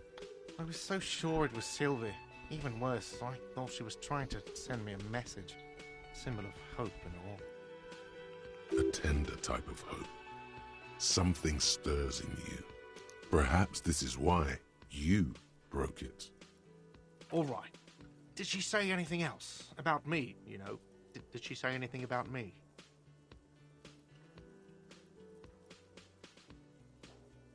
Really? I should give her a call then. Thanks, I guess. Was there anything else you wanted, or...? Yes, have you got it? Like what? I was really enjoying talking about the money you owe me. What thing? Yes, not the whole damn union, thank God. Just the nastiest and loudest faction. They come here in the evenings. Dumb, unruly types. Think they're big shit. But they're good customers. They place big orders and always pay on time. We should find out who this Lord faction is, occupying the booth. Loudness means talkative, and we need info.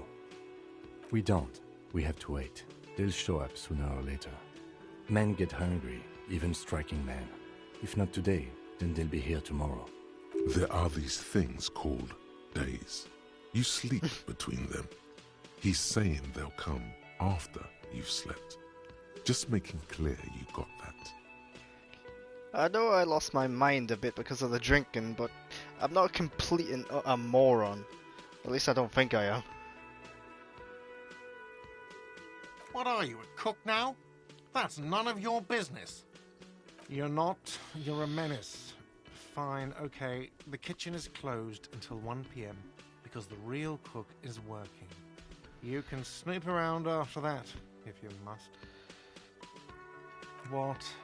By the way, you should come back to this thing-based questionnaire if you see anything interesting in the whirling later. Absolutely out of the question. Absolutely in the question. First we find a sad banger. Then we sing this place Right. to shit. There's a lot of good comedy in Your here. body is ready, sire. Right. I can level up now. Let's see.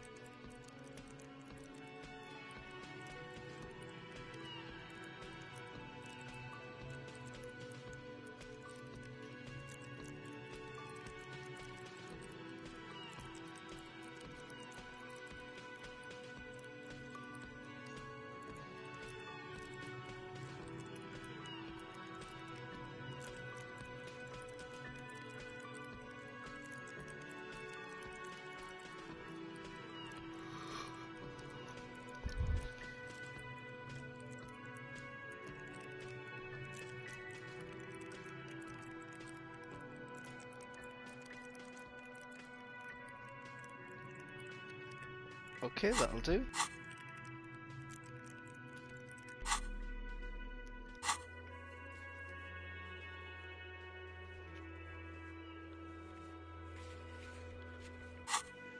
Alright, so I've got to come back here at 1 o'clock to get into the kitchen.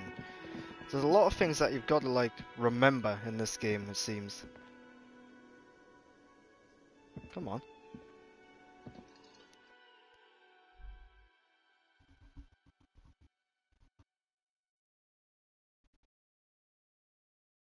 I've got a bunch of objectives now, and it's just a case of exploring and seeing what happens, really.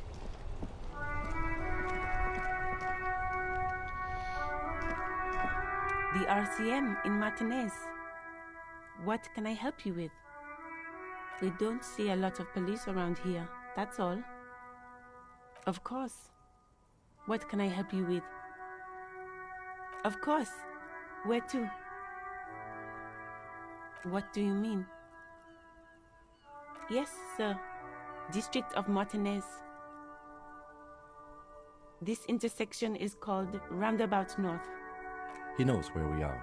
He just wants directions. No problem. Excuse me? She's uncomfortable. Maybe you should drop this line of questioning.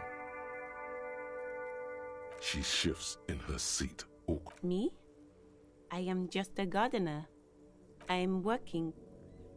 I have a greenhouse in the yard there.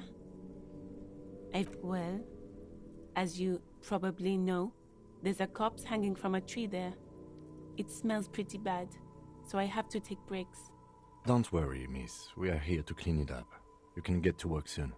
Mm-hmm. Thank you. Of course.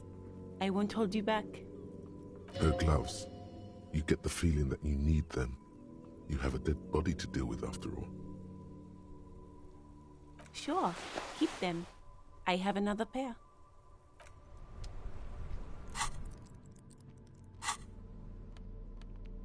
Alright, where's these gloves? Still trying to get used to the controls. There we go. Huge gloves that really do not go with my outfit, but so what?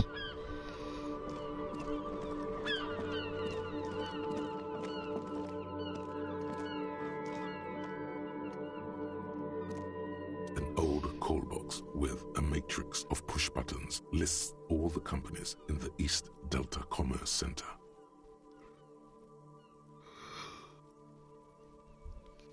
I won't do any of this right now because I don't really know what it's all about.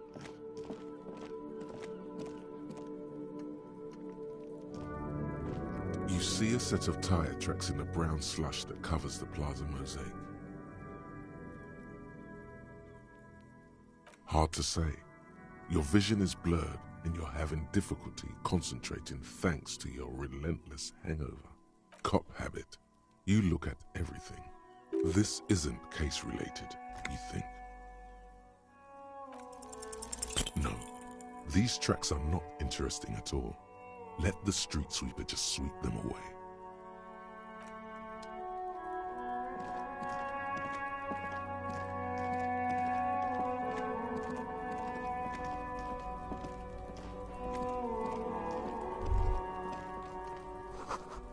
Smells like spoiled meat and curdled dairy. A human being decomposes. There are several footprints in the mud, left by work boots. Anywhere from 6 to 12 pairs have walked here. Heavy workers' boots with reinforced toes and hobnails, all over the yard. Isn't this something an industrial worker would wear? Noted. What do you think you are? A super detective? You're hungover. These are just dents in the mud. No pattern emerges for the time being.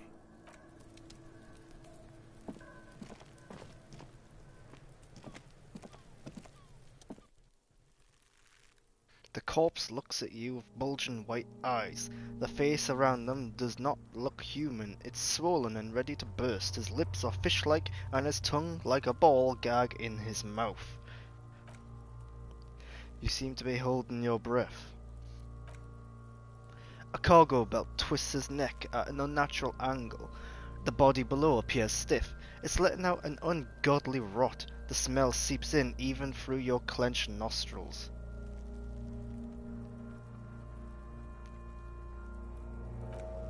Active decay. It's okay to throw up, officer. No one is judging. He's about to blow! Cop's gonna blow, Kuno!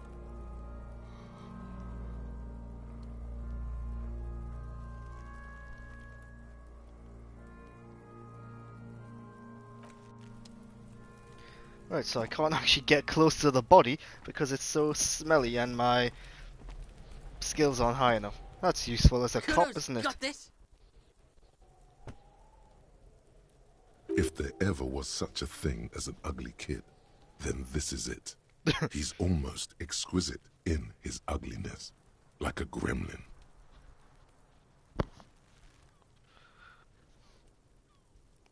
Oh yeah! Nappa comfy, Kuno!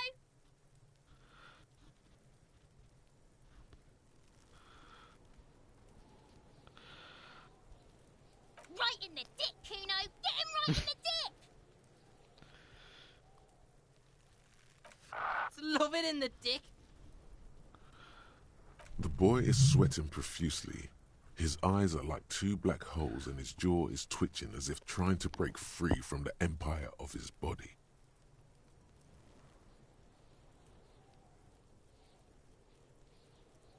The kid is obviously high.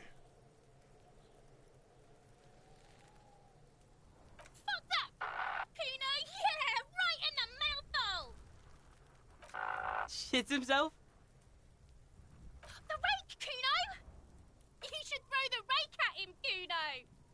The fuck? Does Kuno know what a rake is? Kuno's not a gardener.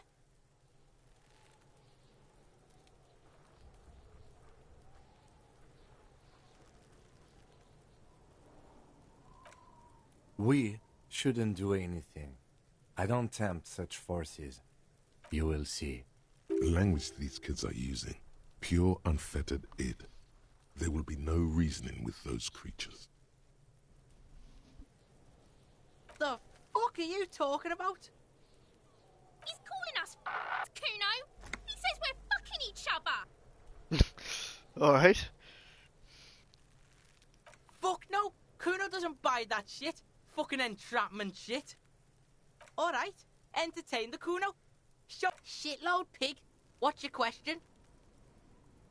Don't tell the pig shit, Kuno! Pig's choking! He's totally choking! Fucking idiot Mulkapa! Doesn't know any questions! Right, pig. This is where Kuno plays with his little wooden choo-choo. Fuck do you want with it? Yeah, whatever. Kuno doesn't give a shit.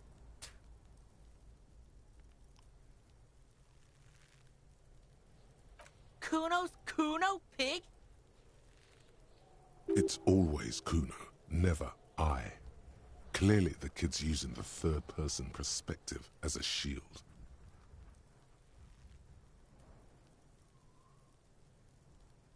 Kuno doesn't do that smart shit. Don't throw that bullshit at Kuno. Kuno knows you're lying. Trying to get Kuno hooked on the book. Watch out, Kuno! He's trying to fiddle you! He's gonna put his hands on you! Help! Pig's got Kuno! Help! Rape! Okay, that escalated real quick. Help! He's got the Kuno, help!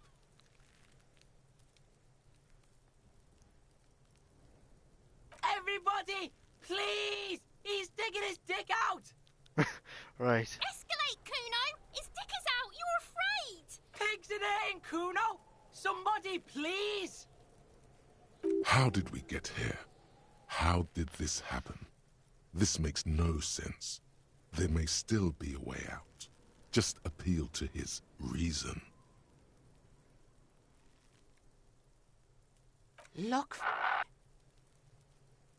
For emphasis, a ghost is saying this. A shit-eating psychopathic ghost with an ace up his sleeve. I know you wanted to hit me. You got that I'm gonna fuck that Kuno up look that Kuno's dad gets. The murder look. The rage look. Relax. He can't read your mind. He doesn't know you were thinking that. There's a dead body, remember? That's what you were doing here. You're a cop on a case.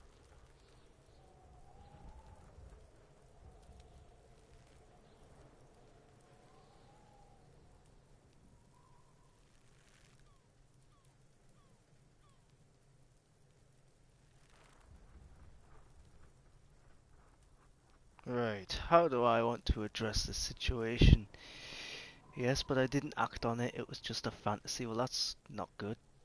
Yes, how do I get back to it? I want to go back to that fort.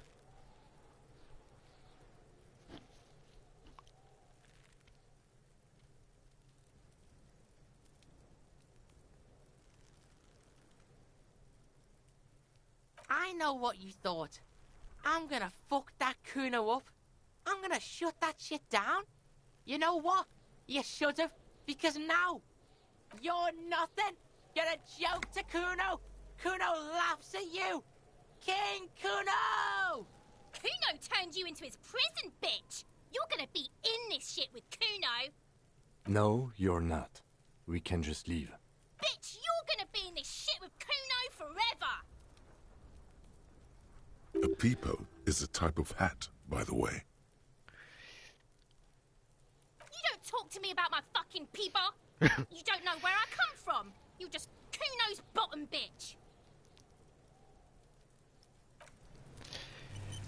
Kids are just the worst, aren't they?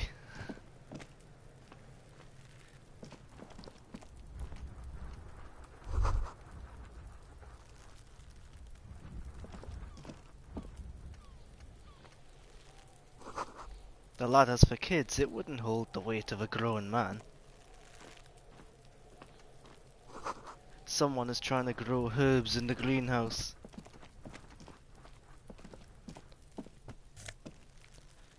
Well, I did not mean to do that.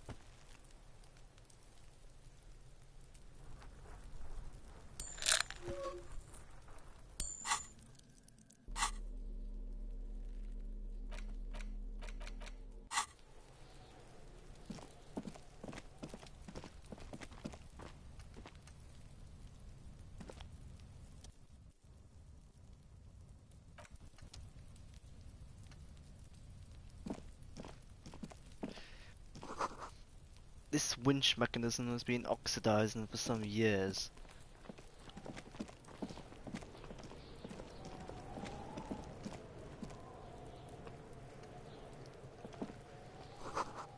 The letter R wears a crown on the ribbon below, a light above descending.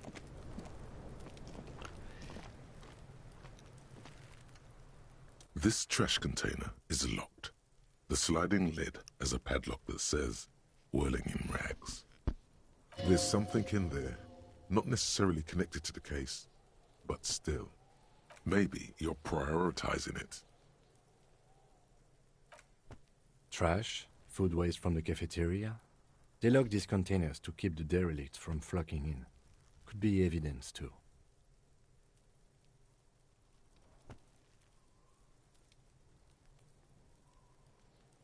What do you mean, feel?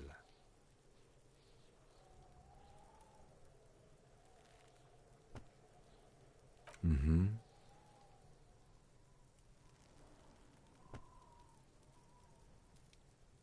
We could try using a pry bar. There's one in my motor carriage, or we could ask for a key from the manager of the Whirling in Rags. He probably has one. He might also have information. This is better than the pry bar idea.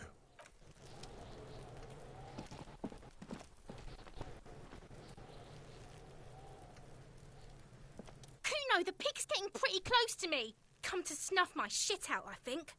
Looks like it's time for me to go, Kuno. Pig's come to take me in. I'm going away for a long, long time, Kuno. Going away for life. What's going on there? Fuck are you trying to pull, pig? Child, converse with me. Right, I don't think that's gonna work. I don't think it's gonna win anyone over. I come from the woods, good Davidu. You don't want to go there with me. You don't want to see what I've seen. Don't be traumatizing here! Get the fuck out of here! Right, let's get back inside and speak to Gort once more to try and get this key.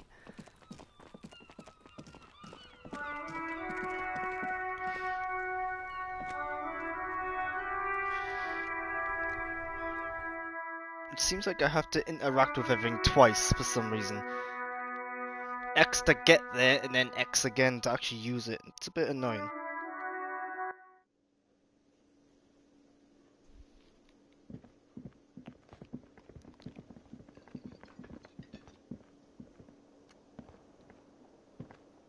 Can I help you?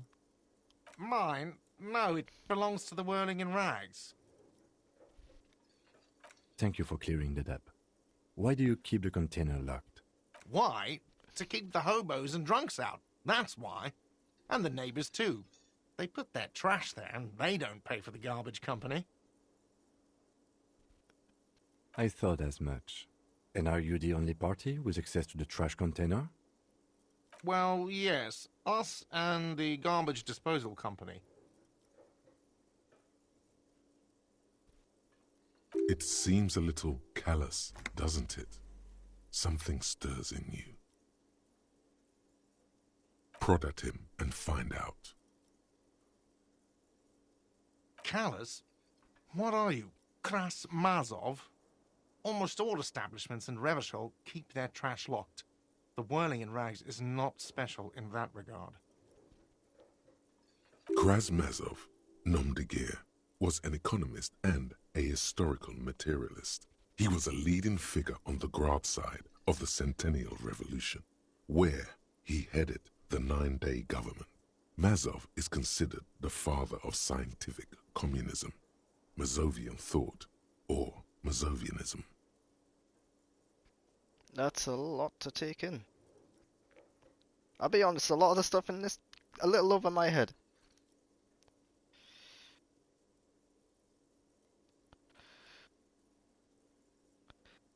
A leading figure at the Grad side of the Centennial Revolution, where he headed the 11-day government, Mazov is considered the father of scientific communism.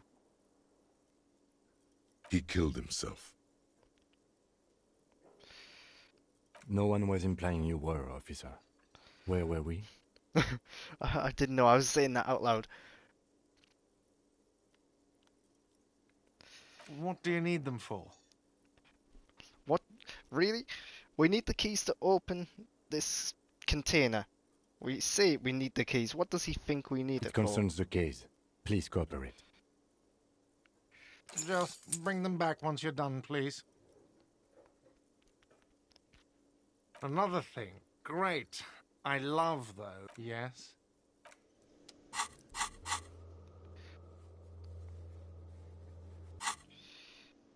Right, let's get back outside now to that place.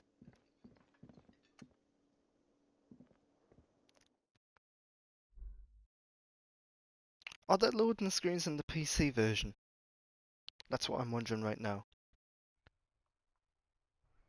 Obviously, I never played the PC version, but I have seen people play it, and for some reason the loading screens didn't stand out at all.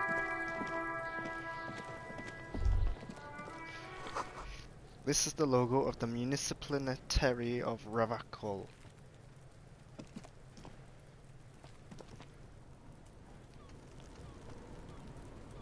This trash container is locked. With a well-oiled crack, the lock pops open. It should now be possible to simply raise the lid. Don't. Maybe you shouldn't. There is, but you won't like it. Sweat forms on your brow. Your hand is still on the lid. The smell of rotten food rises to greet you. You see soggy cartons, dirty rags, and organic waste. We're just in time. This hasn't been emptied for over a week. You see milk and egg rest with one broken egg in it. Some pasta wrapper. Picking up the soggy packages somehow feels familiar. You've done this before. The movements are recorded in your elbows. the methodology in your fingers. You're used to this. No, searching for evidence in the trash. A box falls into pieces in your hands. Batiste Soleil cereal. There are plastic pasta packages below, and turbo noodles. Nothing of note, however. Among the threadbare kitchen towels, something catches your eye. A pair of denim trousers. As the legs of the slime-covered jeans begin to unspool from the garbage, a rank corpse smell fills the air. The victim's clothes? Cadaverine odor is faint. If these belong to the deceased, they were removed when he was still in the early stages of decay. Drop them in here, officer. Guitar-marked blue jeans. Pockets empty, or emptied. He wore them with a belt, too, a white belt. The loops appear stretched, but the belt is missing. That's it. Do you see anything else in there? I have another bag here. Something slimy catches your eye. A drab, long-sleeved shirt, olive-colored, appears from the food waste, dripping with pus. This is a military-type overgarment. No label or serial number. This is the kind of rib-knit shirt that's worn over light armor to conceal it in an urban scenario. Anything more? The rest of the rags are just kitchen variety waste. A yellow old mug that catches your eye. But other than that... All right. We should go to Gart again and ask if he knows who put the clothes in the trash. It could be as simple as someone from the hostel cleaning the yard. Or that one. I'd advise against confronting that force.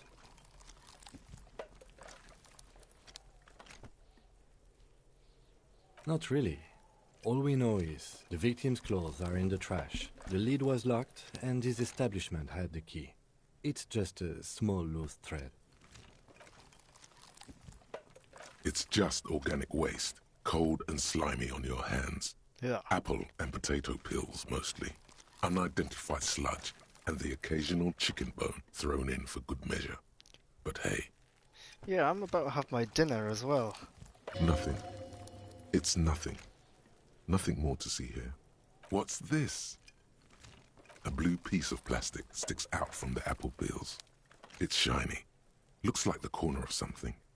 They look badly damaged, but you can still make out forms and notes, written in a man's handwriting. Officer, is that your paperwork? It is. Look, the plastic has the RCM street grid on it. You've even got an autopsy form in there. If you don't mind my asking, how could you have let your paperwork end up in the trash?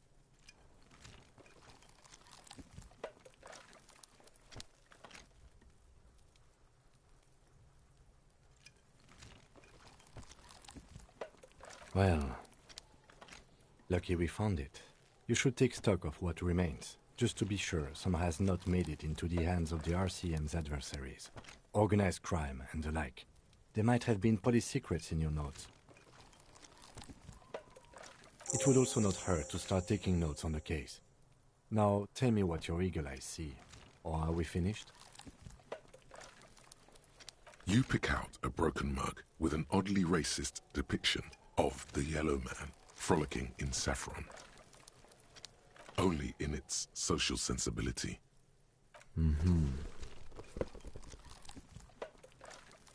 The container sounds a muffled gong. That's one thing off the list. I think we got it all. Right, so what have I picked up now? Interact. So can I interact with these? What's this? A damaged ledger.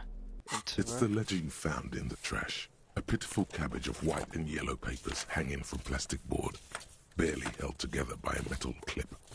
This sad display is made complete by the faint smell of urinal cleaner. There's a piece of toilet paper, or is it cleaning tissue?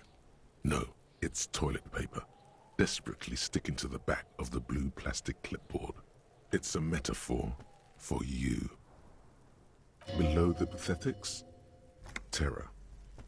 Do not look into its blue heart. It's just toilet paper sticking to the back of the plastic clipboard. You can take it off if you want. Still wet, The toilet paper peels off the plastic easily. All you have to do is shake it off with your finger and voila!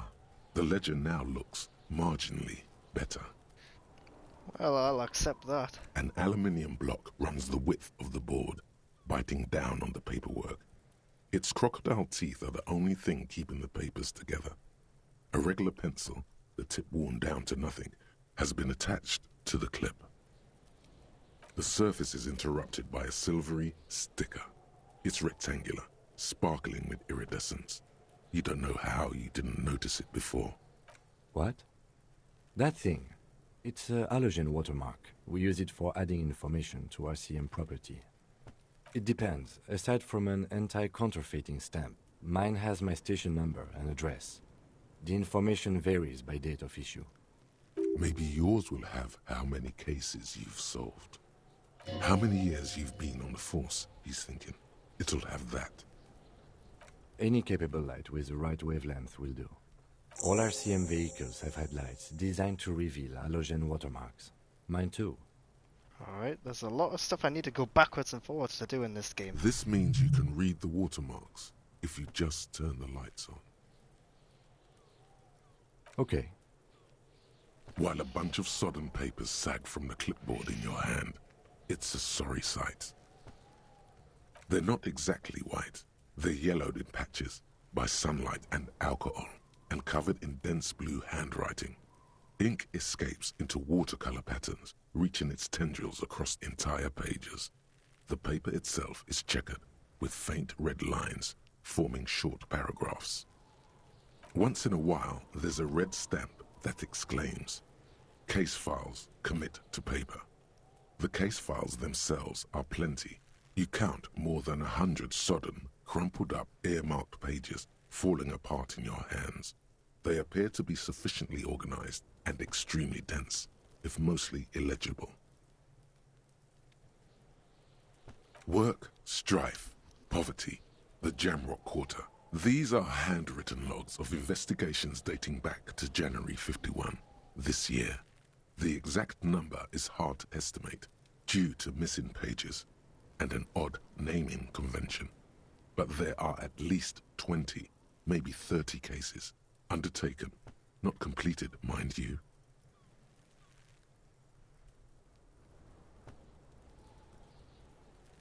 It's the middle of March. You have attempted 2 cases a week on average. Huh? 2 complex cases to undertake is a lot, yes. You really have to push yourself. I would not suggest it, lest you start making mistakes. 2? That's a lot. I didn't mean to say you are making mistakes, by the way. That was presumptuous of me. It's okay. We all make mistakes. Like a fan of gills, the checkered papers dry in your hand. The handwriting is extremely dense, if mostly illegible. Yes, it appears you employ a, shall we say, robust yet literary system. Each investigation has its case number written on the margins. Yet, still more tellingly, most are accompanied by a name.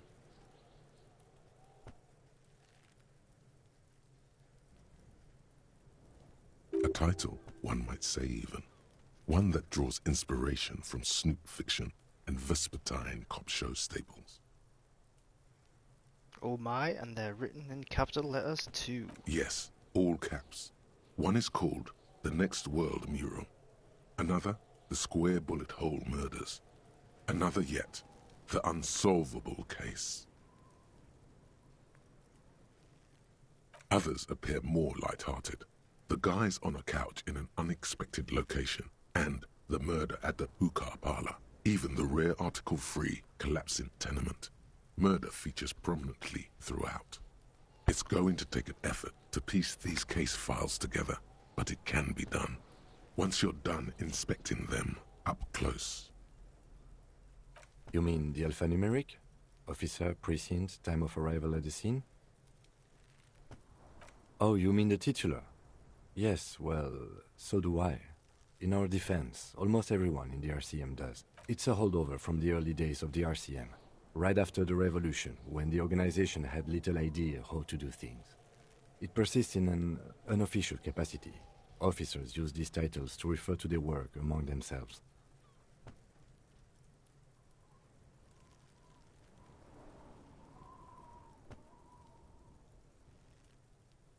Again, in your defense, I seem to have named one the man with the hole in his head. That was a real person. His death was real. Still, I named it that, to amuse myself. I pray his loved ones never find out. Rail spiked through the head. He died.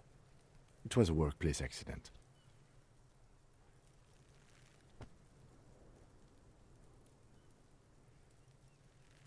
There is, for precisely one more. 15 pages near the end remain untouched by the damage.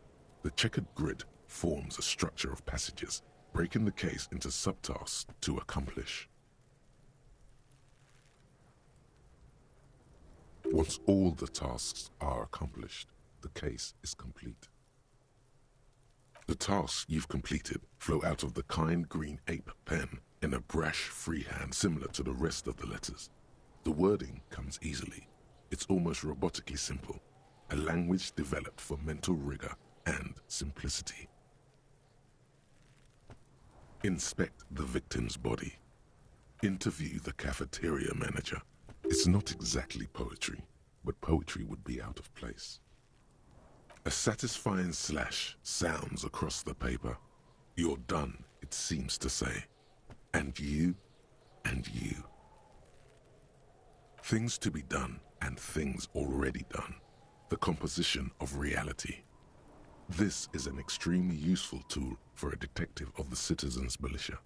Now all that remains is to name the case. No, actually. Any ideas?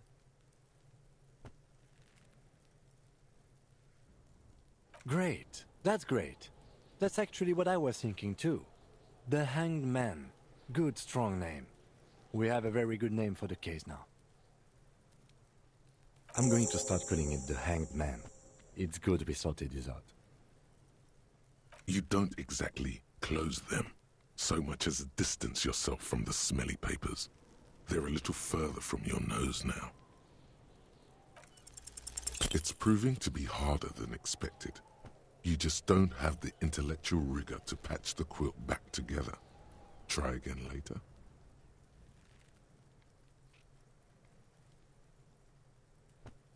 In the back, you see thin, translucent copy paper. Some neon yellow, some bright red, all covered in boxes, like marching armies.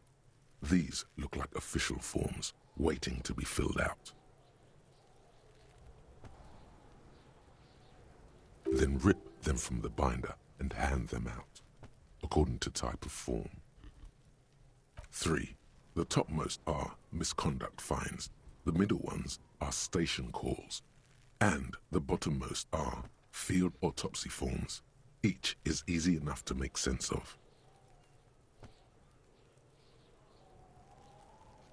You don't have to be an intellectual giant to do police work.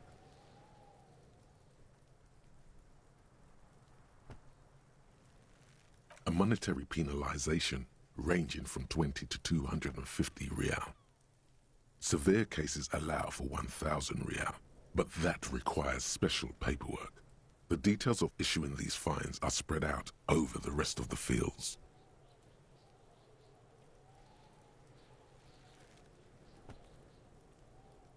But they appear pleasantly vague. These are quite sinister in tone. They give a date and time for the person to appear at the specified precinct police station. Below the call are the criminal charges you risk by not appearing. A dozen pages of thin copy paper, bright red in color. You see the parameters of a deceased human form waiting to be filled in. Age, sex, condition of internal organs. Yes, all that remains now is to fill those forms and hand them to people. Fines for wrongdoers, interview requests for bad guys, and field autopsies to dead guys. The rest of the stinking cellulose is much worse for wear. Being sandwiched between the board and the rest of the paperwork must have spared the fragile copier paper. It's made of dark blue plastic, hard enough to beat someone to submission with. The edges are rounded, however. The U4 size board feels thick and heavy in your hand. Light shimmers on its wet surface. On the back you see the embossed letters, RCM, blue. The blue heart. Don't look into it. Something rattles inside, ever so lightly. Is there a hidden compartment? Permeables. It's not hidden per se. The compartment is made for permeable materials that would get damaged if something happened to it. The plastic shimmers like lapis lazuli, but it is not see-through. You cannot see to its center. With your hands, U4-sized pages hang from the clip screwed to the top of the board.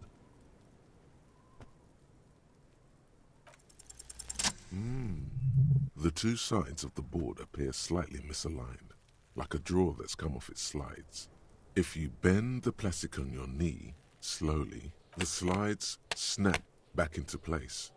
It should be possible to just, without resistance or sound, the two panels move against each other. The compartment is now open. 2 ticket stubs and a handmade postcard. 2 octopuses are smiling, reaching their tentacles toward each other in the colored pencil drawings. The tickets permit access to the zoo in Revachol East. The aquarium costs extra. These let you go there, too. Thin wax paper has been glued to a piece of cardboard. Sounds like leaves rustling when you pick it up. You see violet flowers, floral patterns, patches of glue. It smells of chewing gum, apricot flavored, a touch of cinnamon, the end of summer. You think the label says tutti frutti. Familiar handwriting lines the inside of the card, looped, round letters in a woman's hand. A young woman in her 20s. There is care, effort, and a smile, you think. Although that is not something you can read from someone's handwriting. Harry, it begins. You're already reading. I wanted to write you a letter so you can read it when you wake up. Maybe it will make you happy. Throw it away, please. A merciful wind blows in from the bay of Revachol, dusting the ground at your feet and raising newspapers far away. You feel the card slipping into it. Your hands shake, holding onto it. Every morning when I step out, you're asleep behind me, it says. I find a little piece of sadness in me. I carry it in my chest, down Voyager Road. Every step I take, it grows. By the time I reach the fuel station, it has filled me entirely. I step onto the light rail and look back. Sparks fall from the bow collector. I know it will be like this until late afternoon, when I get off the 42 and walk back to you. You. Every step I take will get lighter. It almost makes me run. Sometimes I do. I can't believe I met you. I can't believe the happiness I feel with you. You have a vast, vast soul, and I will always, always, always come back to it. Kisses, kisses, kisses. You feel the air sucked out of your lungs and the blood sucked out of your head. Everything around you gets dark. Small white dots appear.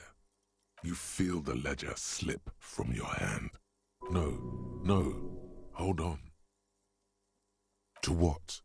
There's nothing. Detective, is everything all right? Okie dokie then. I think I just fainted. Maybe. Or passed out. Something along those lines. I'm hoping I haven't died because that would be weird.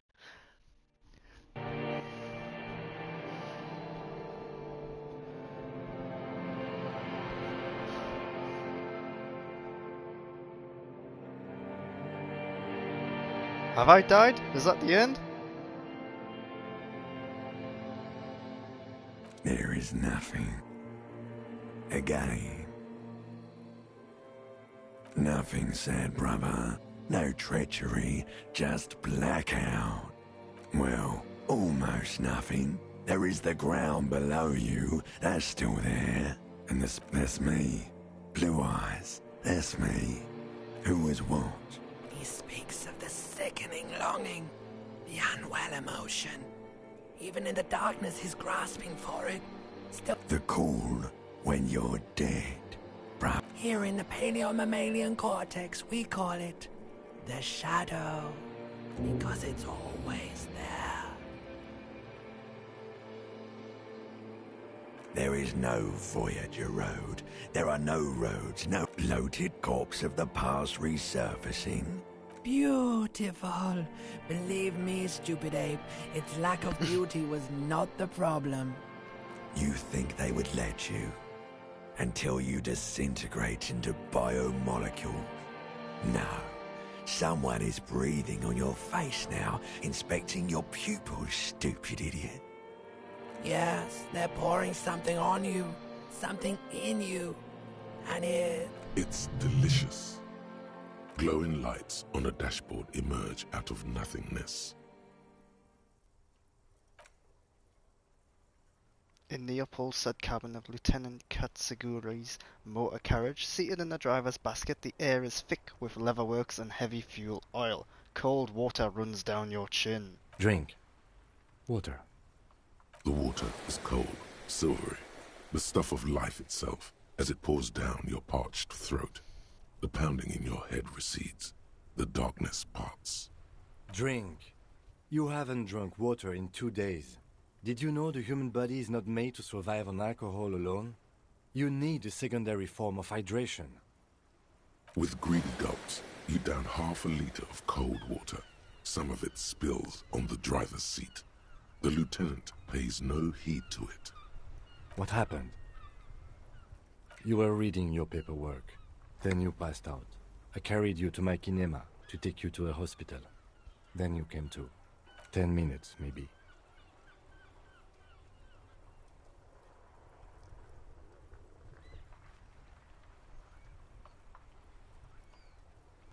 That does sometimes happen. He replies with such understanding, it's as if the burnt-out ruins of the past were an occupational hazard. Athlete's foot for cops. You dropped these. Are you okay to proceed? Good. Right, let's see what's going on in here now.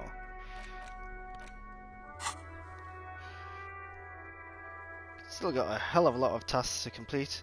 Read the watermarks, first go to the communion, turn on the lights. Who put the clothes in the trash? Gotta go and speak about that.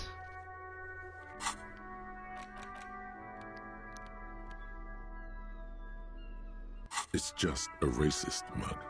What's there to read here? Oh boy, here we go. What are you going to say about a broken, tossed-away mug that you dug out of the garbage? But it was in the trash. Why not just call it out when you see it? Or do some volunteering work? Just finish your case, detective.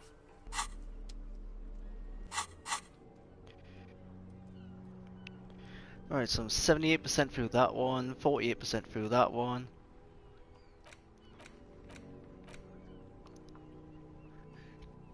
White morning. You see yourself from above. You're passed out on the blue tiles of the hostel room floor.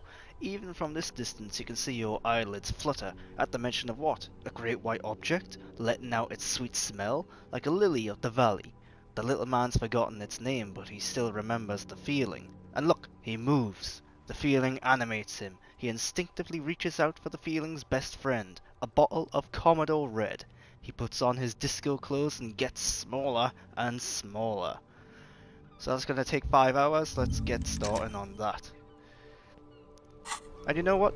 I'm going to end today's playthrough there, because I've played quite a bit of it and it's time for me to go get something to eat. If you've liked this playthrough, you can subscribe to my channel, Games with Grant, on YouTube to catch all of it on demand as soon as I've put it on Twitch, and then exported it over to YouTube, I suppose. So yeah, that's Games with Grant on YouTube if you are interested there. Please subscribe.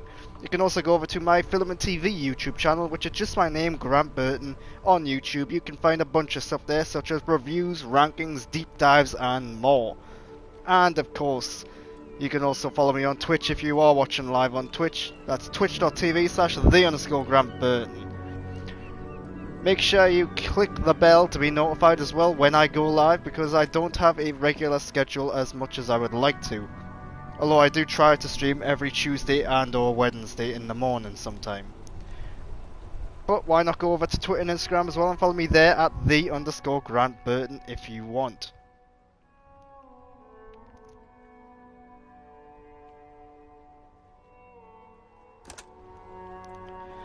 Until next time though, this has been Disco Elysium. I might be playing more of this because I'm liking this game quite a bit, and I might stream more of it as well. It's a sort of game that I can't really talk too much about because I am trying to pay a lot of attention to it and trying to follow it, and there's a lot of complicated stuff going on. So I apologise if I myself am not the most entertaining individual, but hopefully you like the game, hopefully you like my reactions to the game. Until next time though, thanks for watching.